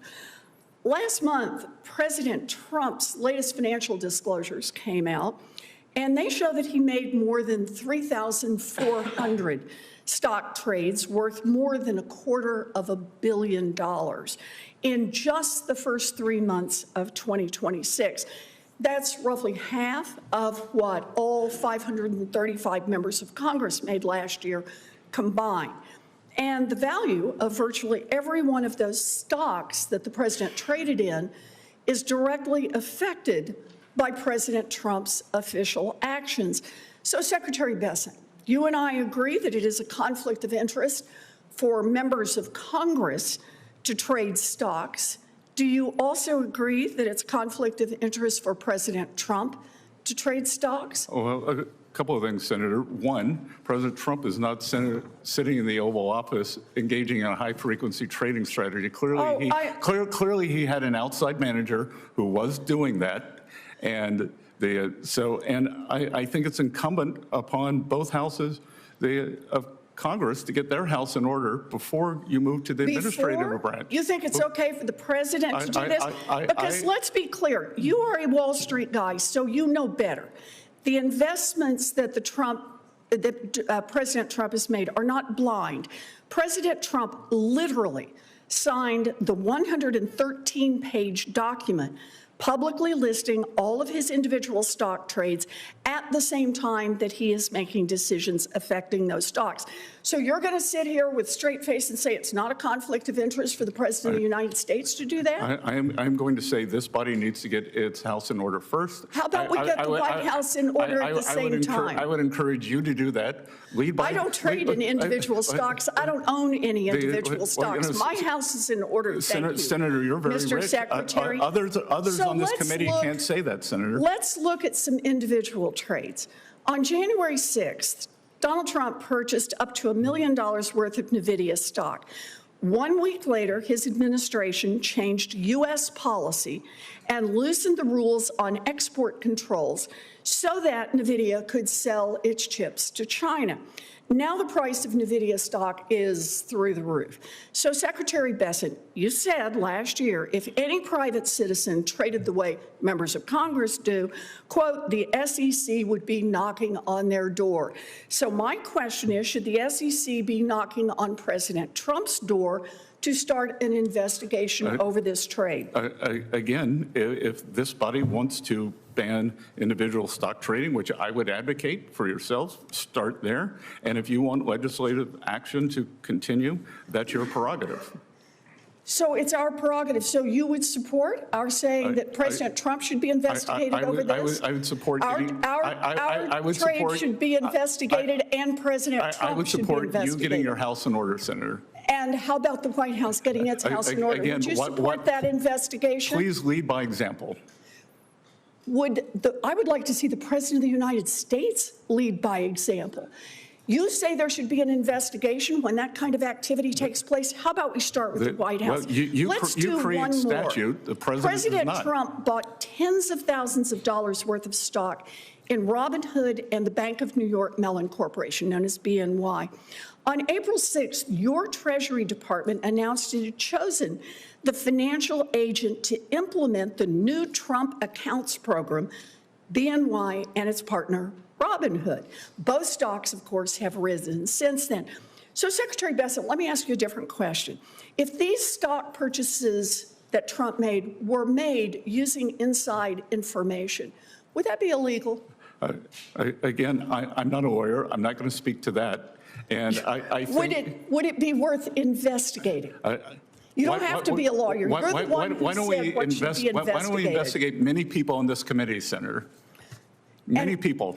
And you don't think the White House should have to follow the same set of rules that are already the law? I think you should get your house in order here. My house is in order. Thank you, Mr. Secretary. And you should have your fellow committee members, mostly on your side of the aisle, do the same. We need stronger anti-corruption rules and conflict of interest rules in Washington for everyone.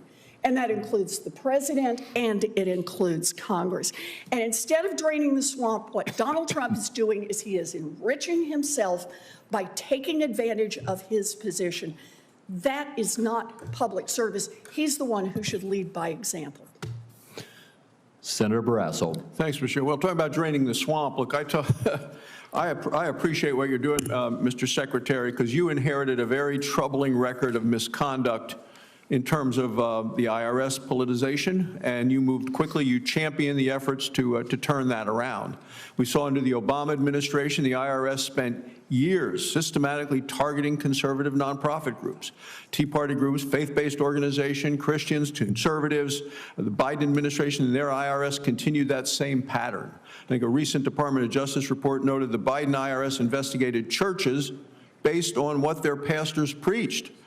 We can go on and on about the Bible teachings that were typically affiliated with Republican Party. Those were being attacked by previous administrations. So this wasn't, to me, tax administration. This was government intimidation. The American people aren't standing for it. Can you tell us what the Treasury Department has done to ensure that something like this, that these targeting by the previous administration and the Obama administration as well, that these persecutions are going to stop? Senator, thank you for the question. We are working to ensure that this will never happen again. Never happen again. It was an egregious example by the Biden administration, by the Biden Justice Department, by the Biden IRS, and back to other IRS, the Obama IRS. There was a famous case with that. And we have made it clear that 6103, which is taxpayer privacy, must be adhered to.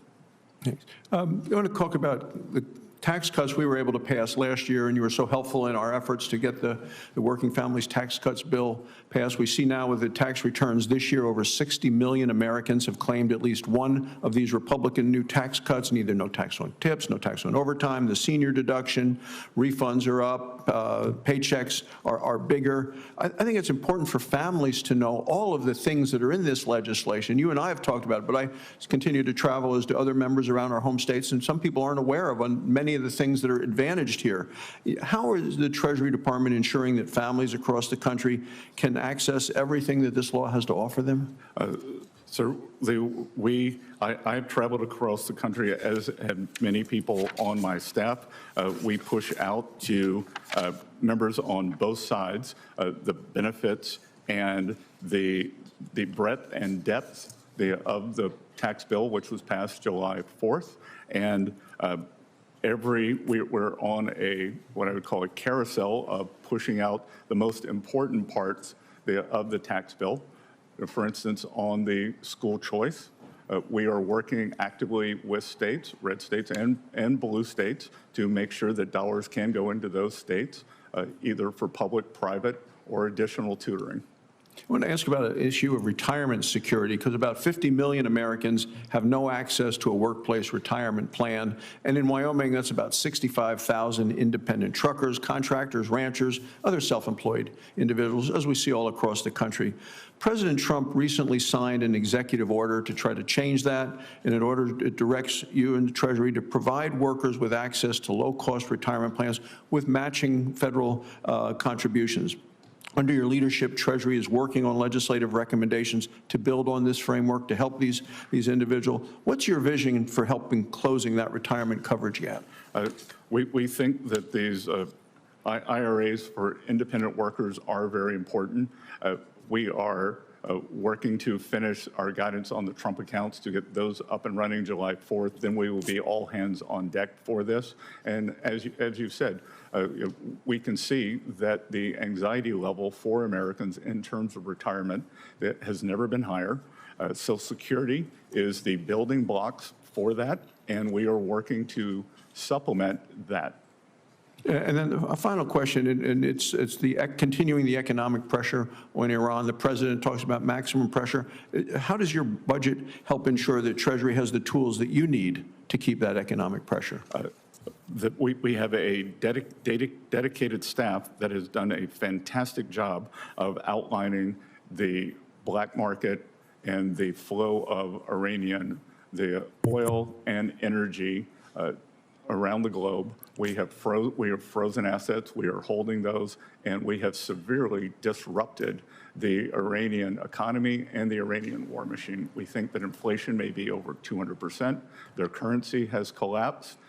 We believe that more than 50% of the Army is not getting paid, and that police are not reporting to the police station. Thank you, Mr. Chairman. Thank you. Senator Lujan. Thank you, Mr. Chairman. Secretary Bessent, should Americans who illegally evade their taxes be investigated and prosecuted? Yes. Secretary Bessent, should people and organizations facilitating money laundering for Iran, North Korea, or Hamas be prosecuted? Yes. What about laundering money for Mexican drug cartels? Yes. Should a person who traded and profited on insider information be prosecuted? According to the law, they should. Appreciate that. Mr. Secretary, as a result of President Trump's $10 billion lawsuit, the Department of Justice, on behalf of your department, settled with President Trump by creating a $1.776 billion slush fund to pay for his supporters and criminals. Were you either directly or through your staff asked to sign the original agreement? Again, Senator, you were not here at the early part of the meeting. I saw you on TV. Well, congratulations, and you would know that I'm unable to answer those questions, and they should be referred to Mr. Attorney Secretary, General Blanche. what about the addendum to this agreement? Are you familiar with what the addendum is? I'm not sure what you're referring to. Are you familiar with this giveaway from the IRS that says President Trump and anyone that knows him or does business with him or part of a business, they get off scot-free? Are you aware of this? Again, I refer you to Attorney General Blanche. Are you Attorney General Blanche's client? The IRS and Treasury are a client of the Department of Justice. So is that a nice way of saying yes? You're a client, he's your lawyer. He represents. You're the Secretary, are you the Secretary of Treasury? Yes is the answer. The Department of Justice. Scott Bessent, let me ask you this question, sir. Are you the secretary? In my personal capacity, Tom Blanche is not my attorney. Correct, sir. Are you, sir, for the Mr. U.S. Secretary, Treasury? Scott, let me ask it this way. Scott, are you the Secretary of Treasury for the United States government? Yes. Appreciate that. The Department of Justice represents the IRS and the Department of Treasury in this lawsuit, correct? Correct. Are you aware of this addendum? You're telling me DOJ gave the president this without you knowing about it? Again, they settle on our All right, behalf. well, that's not how the law works, sir. I'm not a lawyer, but you have a bunch of them behind you. You should see the faces they're making at me behind you. They're all scowling at me back over here. Well, I think that's a different reason, sir. Well, for whatever it is, they're doing it. Mr. Secretary, my concern is that this addendum's not been getting a lot of attention. There's colleagues on this panel that think this slush fund is a bunch of bullshit. And they've called out to say, get rid of it. Now, people need to say, are you okay with one person in America, because the Secretary of Treasury, I'm guessing, conferred with the Department of Justice, because you're named on this lawsuit, sir. These are all the transactions from the president as well, that I'm going to ask you this next question as well. You were bragging to one of my colleagues that you've been sanctioning people doing bad things in America. People that get sanctioned, like Iran or terrorists, they're told not to do business in the United States with partners. Is that your understanding, sir, me as a layman? It is. You hold these bad people accountable. I congratulate you for that. So this little giveaway to President Trump and his family gets them off scot-free. Does every American become part of this addendum? If someone didn't pay their taxes or violated tax law or did bad things, are they told, can't prosecute you, you're good? Everyone going back to the date of this, or is this only for President Trump and his affiliates? Senator, do you have specific knowledge that President Trump's being audited? Sir, I have specific knowledge of this addendum that you don't know a damn thing about, that is for the Department of Treasury, that your lawyer at the Department of Justice signed you up for. The reason I'm asking this question is because President Trump's sons signed a deal, as you know, with World Liberty Financial, with a bunch of folks you sanctioned. And now, as part of this, there's an addendum that says President Trump and his kids and anyone affiliated with him, I don't know if it's current wives, former wives, people that just did transactions with him, they're off scot-free. That, you know, that has a new way, a new ring to it, this thing, scot-free, because the Department of Treasury and the IRS is not going to go after him, sir. This is wrong. This is lawless. I hope our colleagues will look at this addendum. If I could offer this into the record, Mr. Chairman, for those that haven't seen it yet. Without objection. Come on, man. There's a better way of doing this, sir. That's all we're saying here. So, look, I appreciate it if you don't want to talk about a lawsuit. That's your prerogative to answer that way. But to say that you as a client, as Secretary of the U.S. Treasury, does not know what the Department of Justice is giving away to people, come on, man. That's just not on the up and up, sir. I hope we can do better. You don't understand the way the protocol works, and we receive advice and accept their settlements. You're telling me as the Secretary of U.S. Treasury, you don't know that the President of the United States, who I think you work for, got a sweetheart deal from the Department of Justice, who's your lawyer. I do know. You're in line for the presidency, Scott. I do know that the President of the United States and many of his employees had the largest tax leak in history. And I know. Here's his filing, sir, of all the insider trading. Right here. Do you want to apologize on behalf of the American government? Scott, you should apologize to the American people for fleecing them and giving this away to Donald Trump, man. That's what you should do. We can agree to disagree. Senator Warnock. Thanks. That we'll agree on. Thank you, Brother Chairman. Last month, I asked the President's nominee to lead the Federal Reserve what I thought was a simple question, but he tried to dodge it. His answer was cute. I'm not sure the American people who are struggling were laughing. So I'll ask you the same question to see if I can get a clearer answer. President Trump has said that his grade of the economy, his words, is a quote, plus, plus, plus, plus, plus.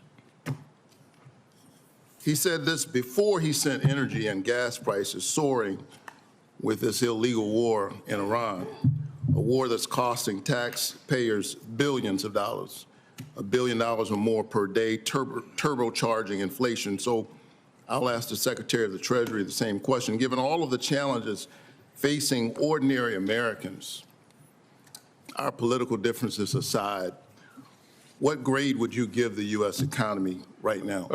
Which challenges other than temporarily elevated prices would you identify, Senator? I'm asking you, what grade would you give the economy? I think we have the makings of one of the strongest economies in history. We've had 2.6% growth. And core inflation had dropped. Food inflation since President Trump began, as much as you all want to disagree, I got it. is 2.5%. So you agree with the president? You would give the economy a plus. I think we have all. From where you sit. I think we have all the makings for a very strong economy. I think that we have temporary elevated prices that will come back down. I got it. So you're telling Americans it's not so bad. Americans give the Trump economy a failing grade. You and I can disagree, but this is not about us. They give the economy a failing grade because they can't afford anything. Folks back at home at Georgia, whom I represent, are struggling. Let me finish. To just make their lives work. And they know President Trump's Iran war and the tariff taxes are only making things worse. Talk to farmers in Georgia, they'll tell you that. But I'm not so sure folks fully grasp the long-term crisis that's also brewing for our children and our grandchildren. Wars do not pay for themselves. And this year, under the Trump administration's economic policies, the $31 trillion national debt exceeded GDP for basically the first time since World War II. Think about that. Now, to be fair, debt did exceed GDP during the COVID-19 pandemic, but that was only briefly, as GDP crashed as a result of a once-in-a-century pandemic.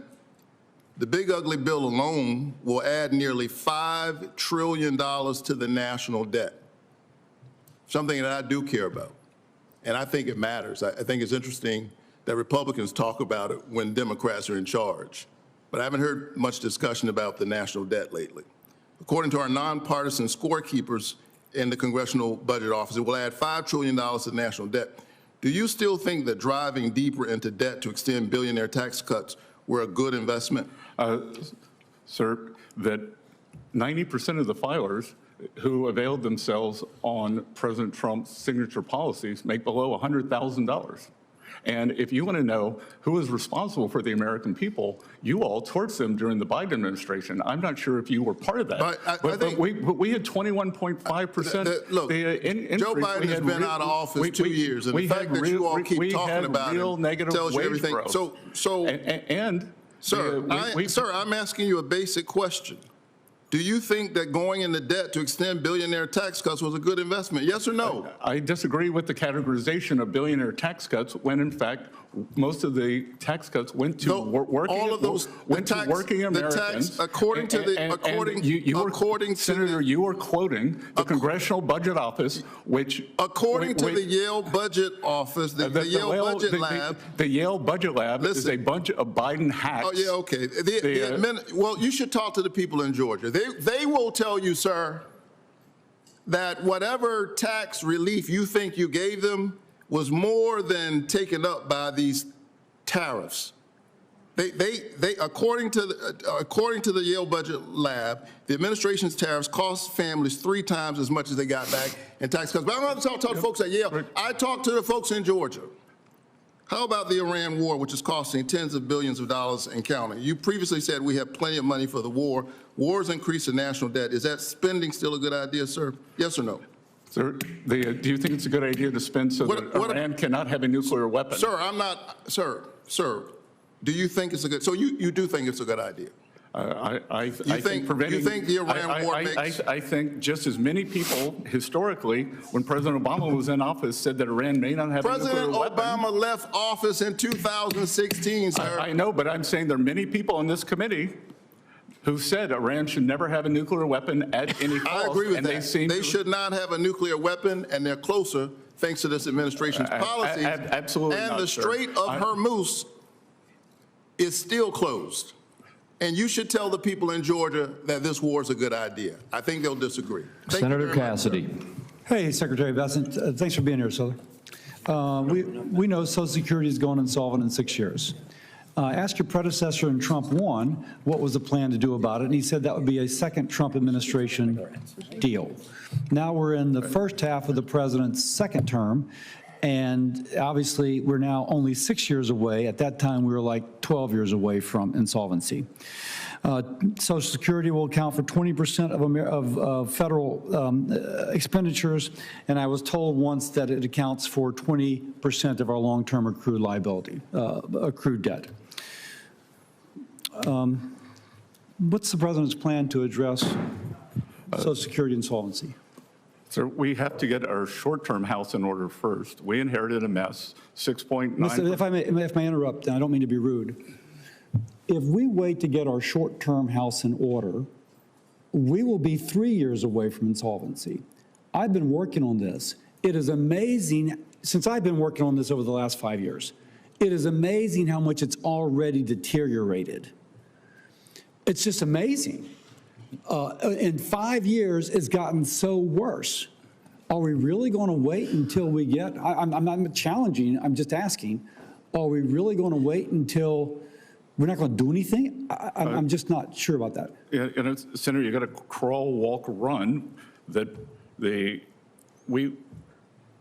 with these deficits, with this debt that was run up in the previous administration with 6.9% deficit to GDP, but highest ever when we weren't in a war, weren't in a recession, we brought it down to 5.4. We're going to continue moving. If I may, the Social Security Trust Fund is funded by the Social Security tax, which is segregated from general revenue.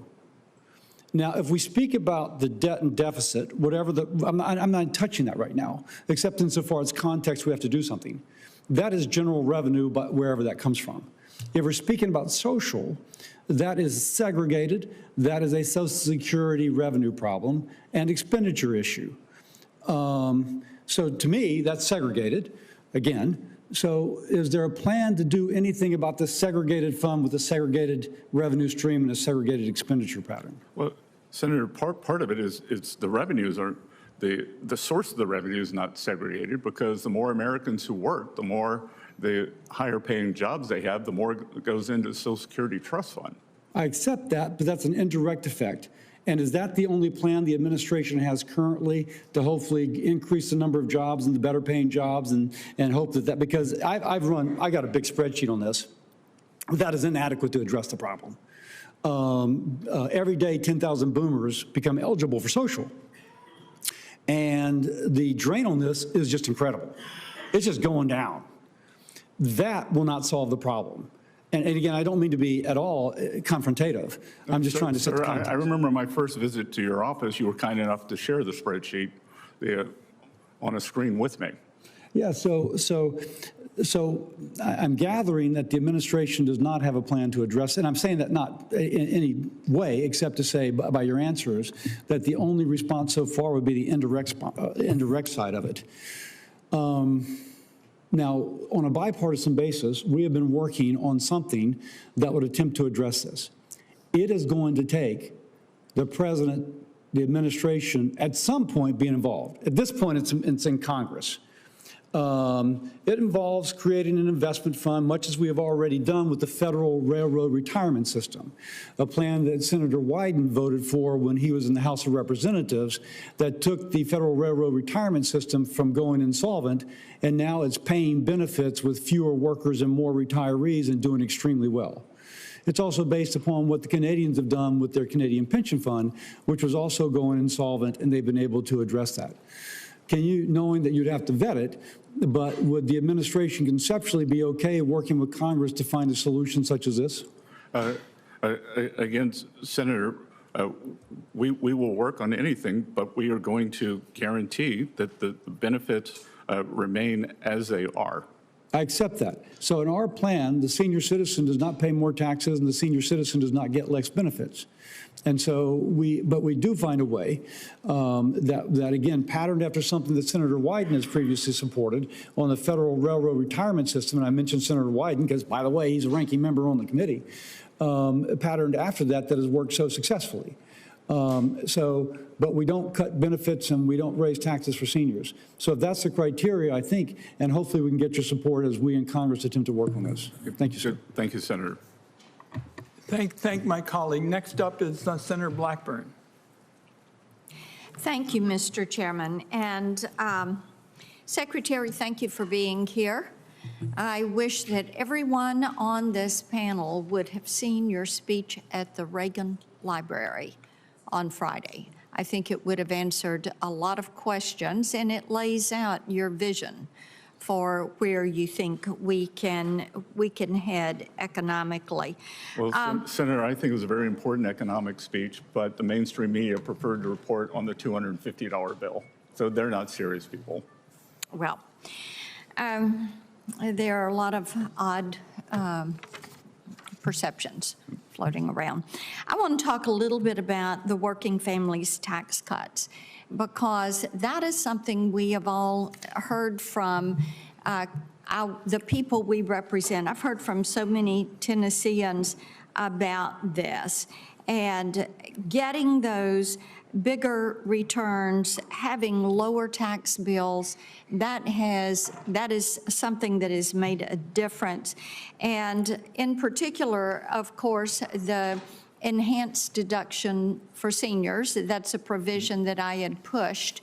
And having that $6,000 enhanced deduction, I think was taken by 35 million Americans, and I think nearly 70% of them had incomes lower than $100,000. Is that accurate? Yes, Senator, and 95% of them had incomes under $200,000. And that is something that is putting money in the pocket of hard-working Americans and seniors who have saved all their life to be able to retire. I think it gives them great certainty. It gives them the great clarity in terms of the folks who do live on a fixed income. Well, we certainly have gotten a lot of positive feedback on that, and we look forward to seeing that continue. I do want to talk with you about penny production that ended last year. And of course, we have a company, Artisan, in Tennessee that made the pennies. And now they are, and you had talked about keeping those jobs in Tennessee, and Artisan is working on a zinc-based nickel that would save the taxpayer about $140 million a year, because right now the nickel takes 13.3 cents to make, and there's legislation that is moving forward, the Common Sense Act, that would allow Treasury to use zinc for the nickel. And what I'd like to know is if the leadership at the Mint is making certain that they're doing the technical work in anticipation of this legislation passing that would allow the use of zinc for the nickel. Yes, they have begun preparation on that, and we look forward to working with you and to making sure that there is a smooth transition. Thank you. I appreciate that. I also want to talk about the R&D tax credit. And I have talked with Mr. Bisignano about this issue also. I've heard from a lot of our manufacturers in Tennessee, and they have continued to raise with me some misalignment that they see in this legislation. R&D, the way this tax credit is working, it does not allow manufacturers to do shop floor R&D. And it does not allow them to deduct the expense of the products that they are using in shop floor R&D. And we know that China is incenting R&D, and we have a lot of manufacturers and people that are trying to bring business back, and they're doing this R&D work in their plants. So I would hope that you and Mr. Bisignano can work together and get some clarity and provide some certainty for our manufacturers, and be certain that these individuals can utilize that R&D tax credit. Will you do that? I'd be glad to work with you and your staff. As I said at the Reagan Library, I believe that at one level we've lost the reservoir of knowledge by not doing this production. And I did a fireside chat last night for a group called American Compass. And I said the same thing, that somehow we separated R&D from the learning that goes on the factory floor. And I think that is a big mistake, because so much happens during the process in terms of innovation. Thank you for that, and I appreciate your attention to it. I'm going to submit for the record one question to you on partnership audits that needs some further attention. Thank you for being with us. Good to see you. Thank you, Senator Blackburn. Senator Welch. Thank you very much. Mr. Secretary, I heard your comments earlier when I was watching, and I support opportunity zones. They've been helpful to Vermont. But number two, I want to talk about what I think is a looming crisis that gets far too little attention in this Congress, and that's the national debt. And I know you're familiar with this, and I'm just going to show the chart for others. The projection of the debt, first of all, January of 2025, it was 36.2 trillion. It's now 39.2 trillion. And as you can see in this chart, the trajectory of this debt is just going up and up and up. And the CBO right now says that debt held by the public is 99% of the gross domestic product, is scheduled to go up by 2030 to 20%. And we're now paying interest, as you know, probably better than anybody, of $970 billion. So taxpayer revenues are going $970 billion to debt that exceeds our military budget. And obviously means that we can't spend it on other things that folks in Mr. Crapo's district and folks in my district need. The federal interest payments rose to 18.5% of all of our revenues. And the CBO says that's going to go up to 25.8% by 2036. And we don't talk about it at all. It's not even a topic, which is astonishing to me because it's such a threat. Now, there's three ways to address debt. One is we can cut spending. One is we can raise revenues. And I don't want to talk about those two today. But there's one other where there, I think, should be consensus, and that is we can collect the revenues that taxpayers owe. And that's why I want to talk to you a little bit about the staffing cuts that I understand have taken place at the IRS, which has reduced their capacity to collect revenues that are owed by taxpayers. In fiscal year 2027, the IRS enforcement funding was cut by 18%, 28%, or pardon me, 2,800 staff positions were reduced. And that's in addition to 26% of revenue agents lost in 2025. And I've got a revenue chart here this was prepared by the Peterson Foundation, and I find them to be extremely credible on debt issues. I don't know if you share my high opinion of Not anymore. Well, I think they've lost their way. Well, all right. We will disagree on that. I find them to be an extremely credible source. But what this chart shows is that as we increase the cutting of revenue agents, the loss of owed revenue. This is owed revenue. We're not talking about increasing anybody's taxes. You're talking about the tax gap. That's right. The tax gap is going to be $1.8 trillion.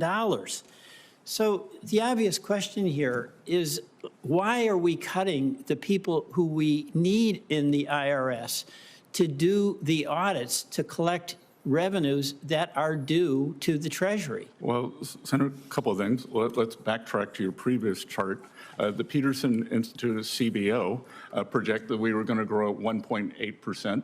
Thus far, in this administration, we've grown at 2 points. Let me interrupt a minute. It's 1.8 forever. We've grown at 2.6%. No, let me just stay on the revenue, because whether we grow at 1.8, as they say, or 2.8, whatever it is you say, you would agree with me that if I'm a taxpayer and I owe money, I should pay it. I can tell you that more bodies does not equal better collections. So you just disagree that... Here, let me read you something. So I think that they would agree, TIGTA, which is the IRS, the internal reporting system, all of these employees who were hired, that a whistleblower in Atlanta came out and said a 25-year IRS CI employee who trained 2,700 new IRS agents. I'm going to have to interrupt because my time is running out. I'll be happy to send this to you. Please to show you why it's a complete fallacy. Last year we had recoveries up, collections Can I up. just get a little extra time? Because I thank you, Mr. Secretary. 30 seconds. Number one, I absolutely believe that the people who owe money should be paying that money, and that we should have assertive enforcement in order to get that collected, regardless of what the growth rate is. That's number one. Number two, one of the things that is happening is we've withdrawn from the global effort for coordinated organization for economic cooperation, and companies are now using these low-tax dodge countries. Like American Express avoided $423 million in taxes by using the island of Jersey, saying that's where they do their work. Black & Decker cut their bill by $27 million by using Cyprus. Many companies use Malta. S&P Global cut its tax bill by $269 million. Is that something that we should tolerate? No. Thank you. And will you do something about it? Again, it's a complicated question, and I'm happy to come to your office, happy to do another phone call as we've done. All right. I will follow up on But that. I do want to send this TIGTA report that shows that new agents were a disaster. Senator Tillis. Thank you, Mr. Chairman. Treasurer, thank you for being here. You know, you may have heard, I've been a little bit critical of a few of the advisors of the president. You're certainly not one of them. I'm glad you're there. I'm looking to stay on that side of the line, Senator. And I appreciate the work you're doing, and I love the fact that you show good judgment of loving some of the North Carolina mountains with your family, just like I do. So thank you for being here. I do have one awkward question to ask you real quick, and then I want to get to some of the trends and how you're going to work on them. Did you actually tell Pulte you were going to punch him in the face? No, sir. I actually said I was going to kick his ass. Good. Okay. Good. I share the emotion. Thank you. And as I said, that was last summer, summer 25, and many teams have fights in the locker room and then go out and win for the team on the field. Yeah. No, I was just curious because everybody's going to be showing that. I made it clear I'm not going to support Pulte for D&I, but I'm sure they're going to dredge that up. So I thought I'd give you an opportunity to. I had a very good exchange with the director yesterday. Want to keep the momentum going on the FH. Yeah, well, he lost me when he went after Powell. Okay. So we can move on to your core job. Yep. I know back in 2028, you were trying to target a 3% deficit to GDP. I think that's a laudable goal. There's a lot of work we have to do, so you can put it back on us for maybe not making progress. But now we're at 30-year yields at a 19-year high, where we are in 10-year yields, and even some of the interest expenses on the 5.3 of GDP.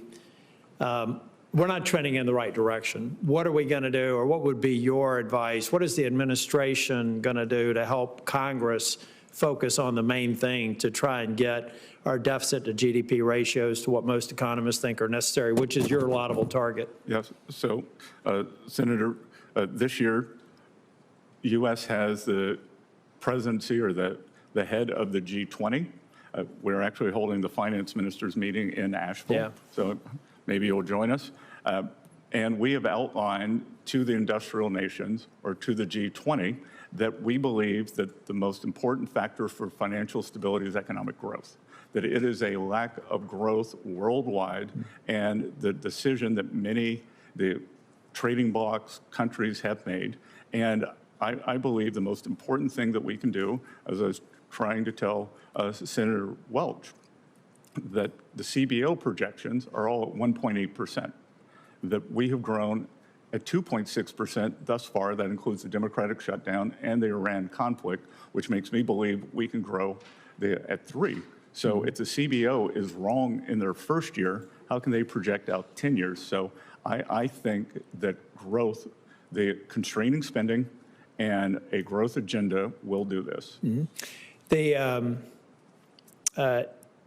I may submit a question for the record that has to, I have to believe that global growth and U.S. growth is somewhat, we are seeing great growth numbers. But I do think there's a lot of uncertainty out there, and I have to believe that that's keeping some capital on the sidelines, so we could even see greater ones. One of the areas where I think we've had some confusion, I asked Ambassador Greer last year, whose throat do I get to choke if the Liberation Day tariffs didn't work out? I'm not going to ask you that question. I think I know the answer to it. They didn't work out. But now you're at least working with CBP on the refund process. How does that actually work? I know CBP has stood up a portal. Now they're appealing the decision, so people that were applying for it can no longer while there's appeals occurring. What is Treasury's role in that? Senator, we're just purely a dispersing entity? We're just a dispersing agent. Okay, good. I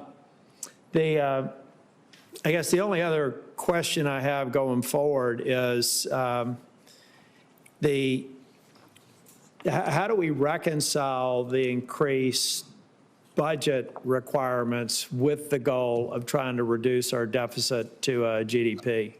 Is it just something we got to put on hiatus now because we're dealing with high priority items, or how do we talk and chew gum at the same time? Because we have a pretty massive increase in defense spending, which I'm generally supportive of, but we have no way to pay for it. It's one of the reasons a few years ago I was one of only 9 people that voted against a $1 trillion veterans bill because it had no pay for. So how are we going to get to these things that are important but actually pay the bills at the end of the day versus putting my grandkids in debt? Sir, you met my children. I hate to put them in debt. And there are priorities because with the defense budget, if we don't have national security, I think it's very linked to economic security.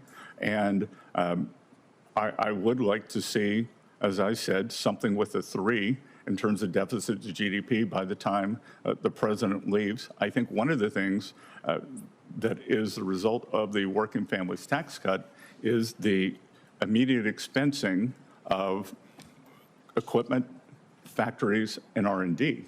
And what we were seeing there is this is not a giveaway. This is creating productive capacity. So the way to think about it now is that as we are not getting the tax revenue because a corporation, small business, has immediately written that off, we are increasing productive capacity, which I think is almost like the slingshot effect, that we will start getting it in the second year, the third year, the fourth year. Thank you. Thanks. Thanks. Thank you. Senator Cantwell. Thank you, Mr. Chairman, and I know it's been a long day because I've been in a long hearing on the other side, just on the other side of the hallway, but thank you for holding this hearing. Good to see the Treasury Secretary here. I want to express my concerns about the Trump settlement with the IRS. I think taxpayers need to know that well-connected are not given a free pass. I would love to talk to you about Jones Act waiver tax parity. I'd like to talk to you about the fact that we have an insolvent highway trust fund, but I really want to ask you where you see this landscape now with China having been very active in the Chinese meetings and this issue of trying to move on from the tariff debate and get the Chinese into a manufacturing purchase specifically of aviation aircraft. And so I know that this is something that the administration and you have been personally involved in. And I just hope that as we look at pushing China to make big purchases, I mean, I think it's kind of crazy that if they want to be successful, why not do what Emirates is doing in the Middle East? Why doesn't China Air become the big deliverer of an air transportation system in the Far East and do it with a fuel-efficient plane? So what do you think the chances of that continuation of getting this on track and getting, when the president comes here, to have some success? Yeah, so Senator, I think after a rocky period that we have very good stability in the relationship. As I've said many times, we don't want to decouple, but we need to de-risk. There are many industries we need to bring back, whether it's semiconductors, critical minerals / rare earths, our precursor medicines and chemicals, that it's unacceptable that we rely on China for many of those. Thus far, we have seen a willingness by the Chinese. They are very interested in the Boeing purchases. They agreed to 200 airplanes during the visit. We will see if they commit to a larger number when Xi Jinping arrives in Washington.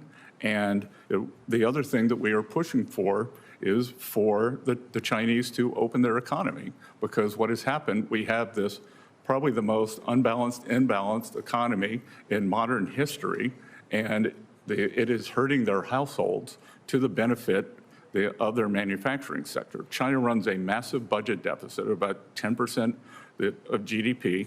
4% goes to industrial subsidies. And if they move some of that over to the households, which we brought up with Chinese leadership during the visit, then there would be much more demand for not only American industrial products like great Boeing airplanes, but the more American goods. We have formed a board of trade, and we will be looking at non-critical industries or non-critical things that we can trade with each other tariff-free. How will that work? I mean, I'm for the tariff-free part for sure, and particularly, another issue, we have both very high-end manufacturing like aerospace, but we also have a lot of seafood in the Northwest, and China consumes something like 45% of the world's seafood, and I guarantee you that market isn't open wide enough for our products. So how would the Board of Trade help us with that?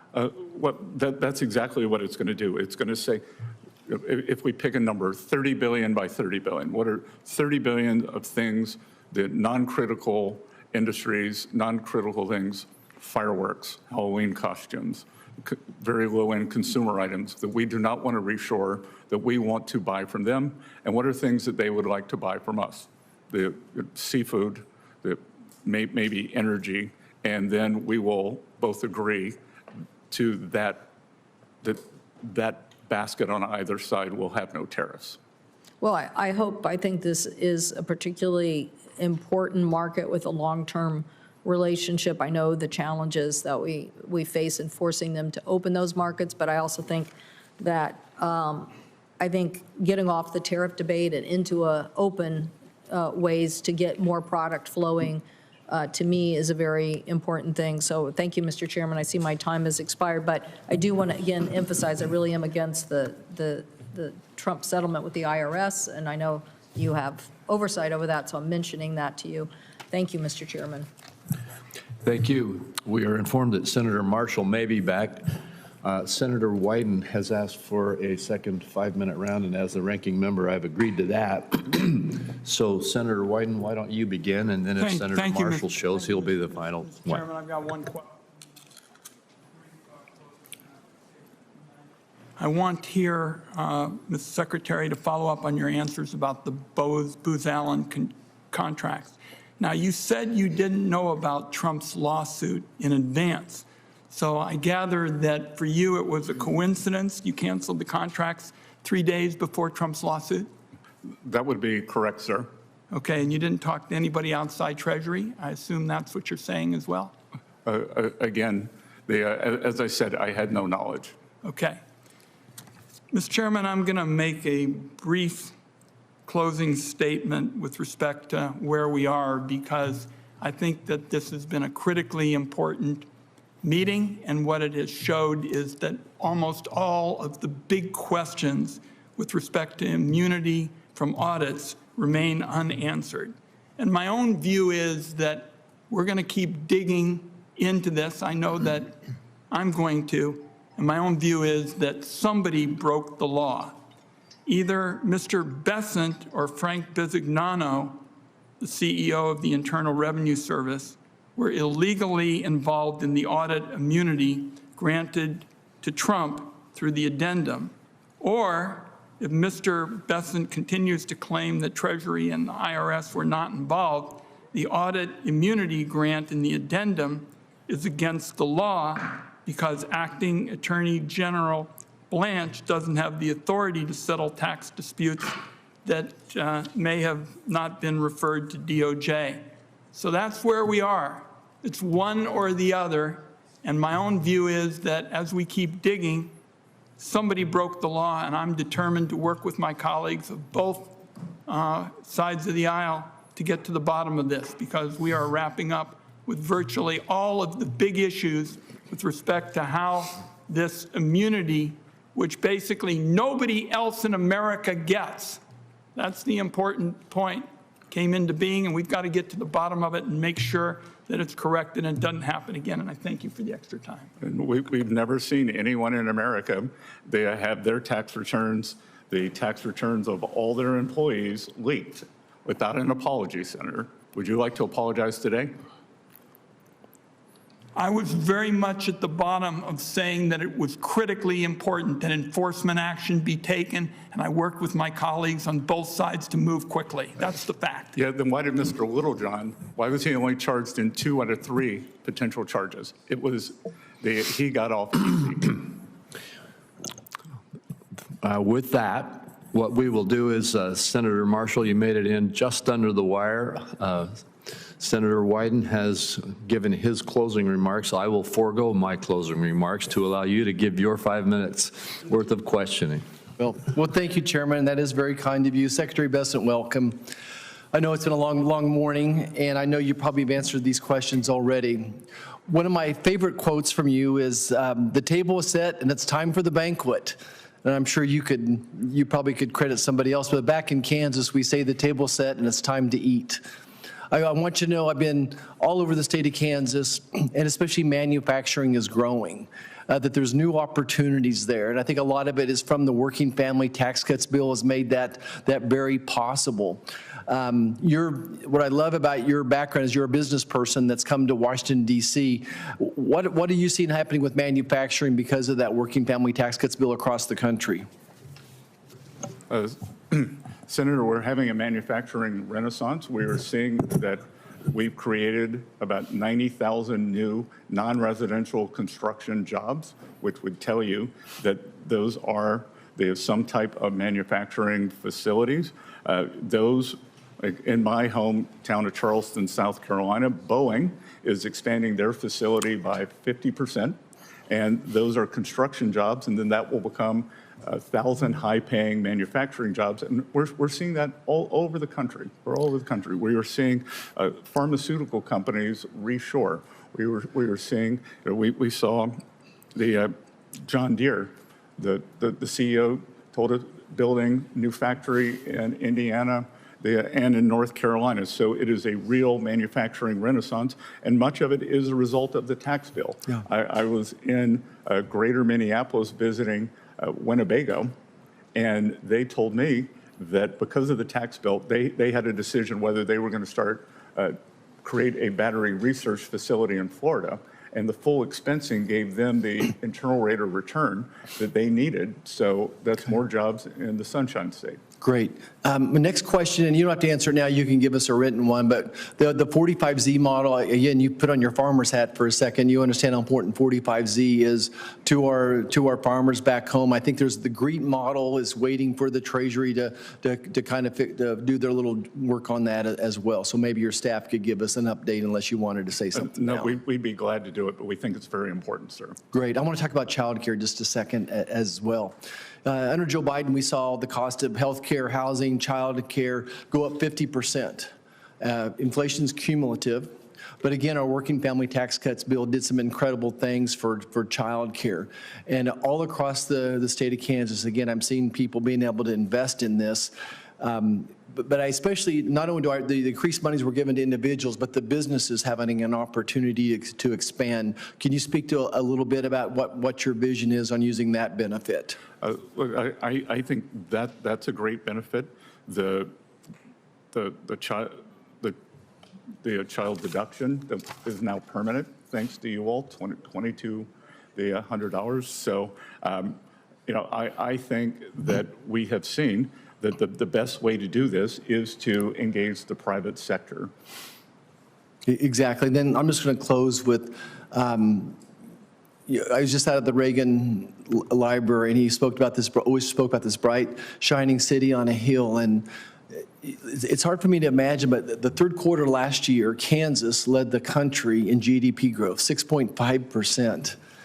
And we never lead any type of thing economically. And so I went back and, tried to figure out the whys of this. And certainly the cattle markets are good. Farming income in Kansas was up 80%, and a lot of that was government related. But certainly a part of that was the cattle industries. And of course, the cattle eat, is corn as well. We saw but we're also seeing expansion in manufacturing. What would be the message of hope you would give America that this economy, it really feels good to me right back? And things are not perfect. We've got to work on the price of gas. Inflation's cumulative. We're still feeling a sting. But give me that message of hope from your desk. The underlying economy is extremely resilient. That we have had tremendous job growth in the past few months. We saw the ADP numbers, which are precursor for non-farm payrolls, come out very strong today, above trend. We are seeing trucking surveys do very well. And I think that the underlying economy is very strong. We will get on the other side of this Iran conflict. Prices will come back down. And I think that the economy is going to roar, sir. Okay. Thank you, Secretary, for sticking around. Mr. Chairman, thank you so much. Thank you, Senator Marshall, and thank you, Secretary Bessent. That concludes all of the questioning and all of the commentary. We appreciate you taking this time. You spent more than 2.5 hours with us today. More than that, we appreciate the service that you are giving and that all of those at the Treasury Department are giving, and please extend that thanks to them for us. With that, we are concluded. I remind my colleagues that the deadline for submitting any questions for the record is 5 p.m. on Wednesday, June 10th, and the Finance Committee stands adjourned.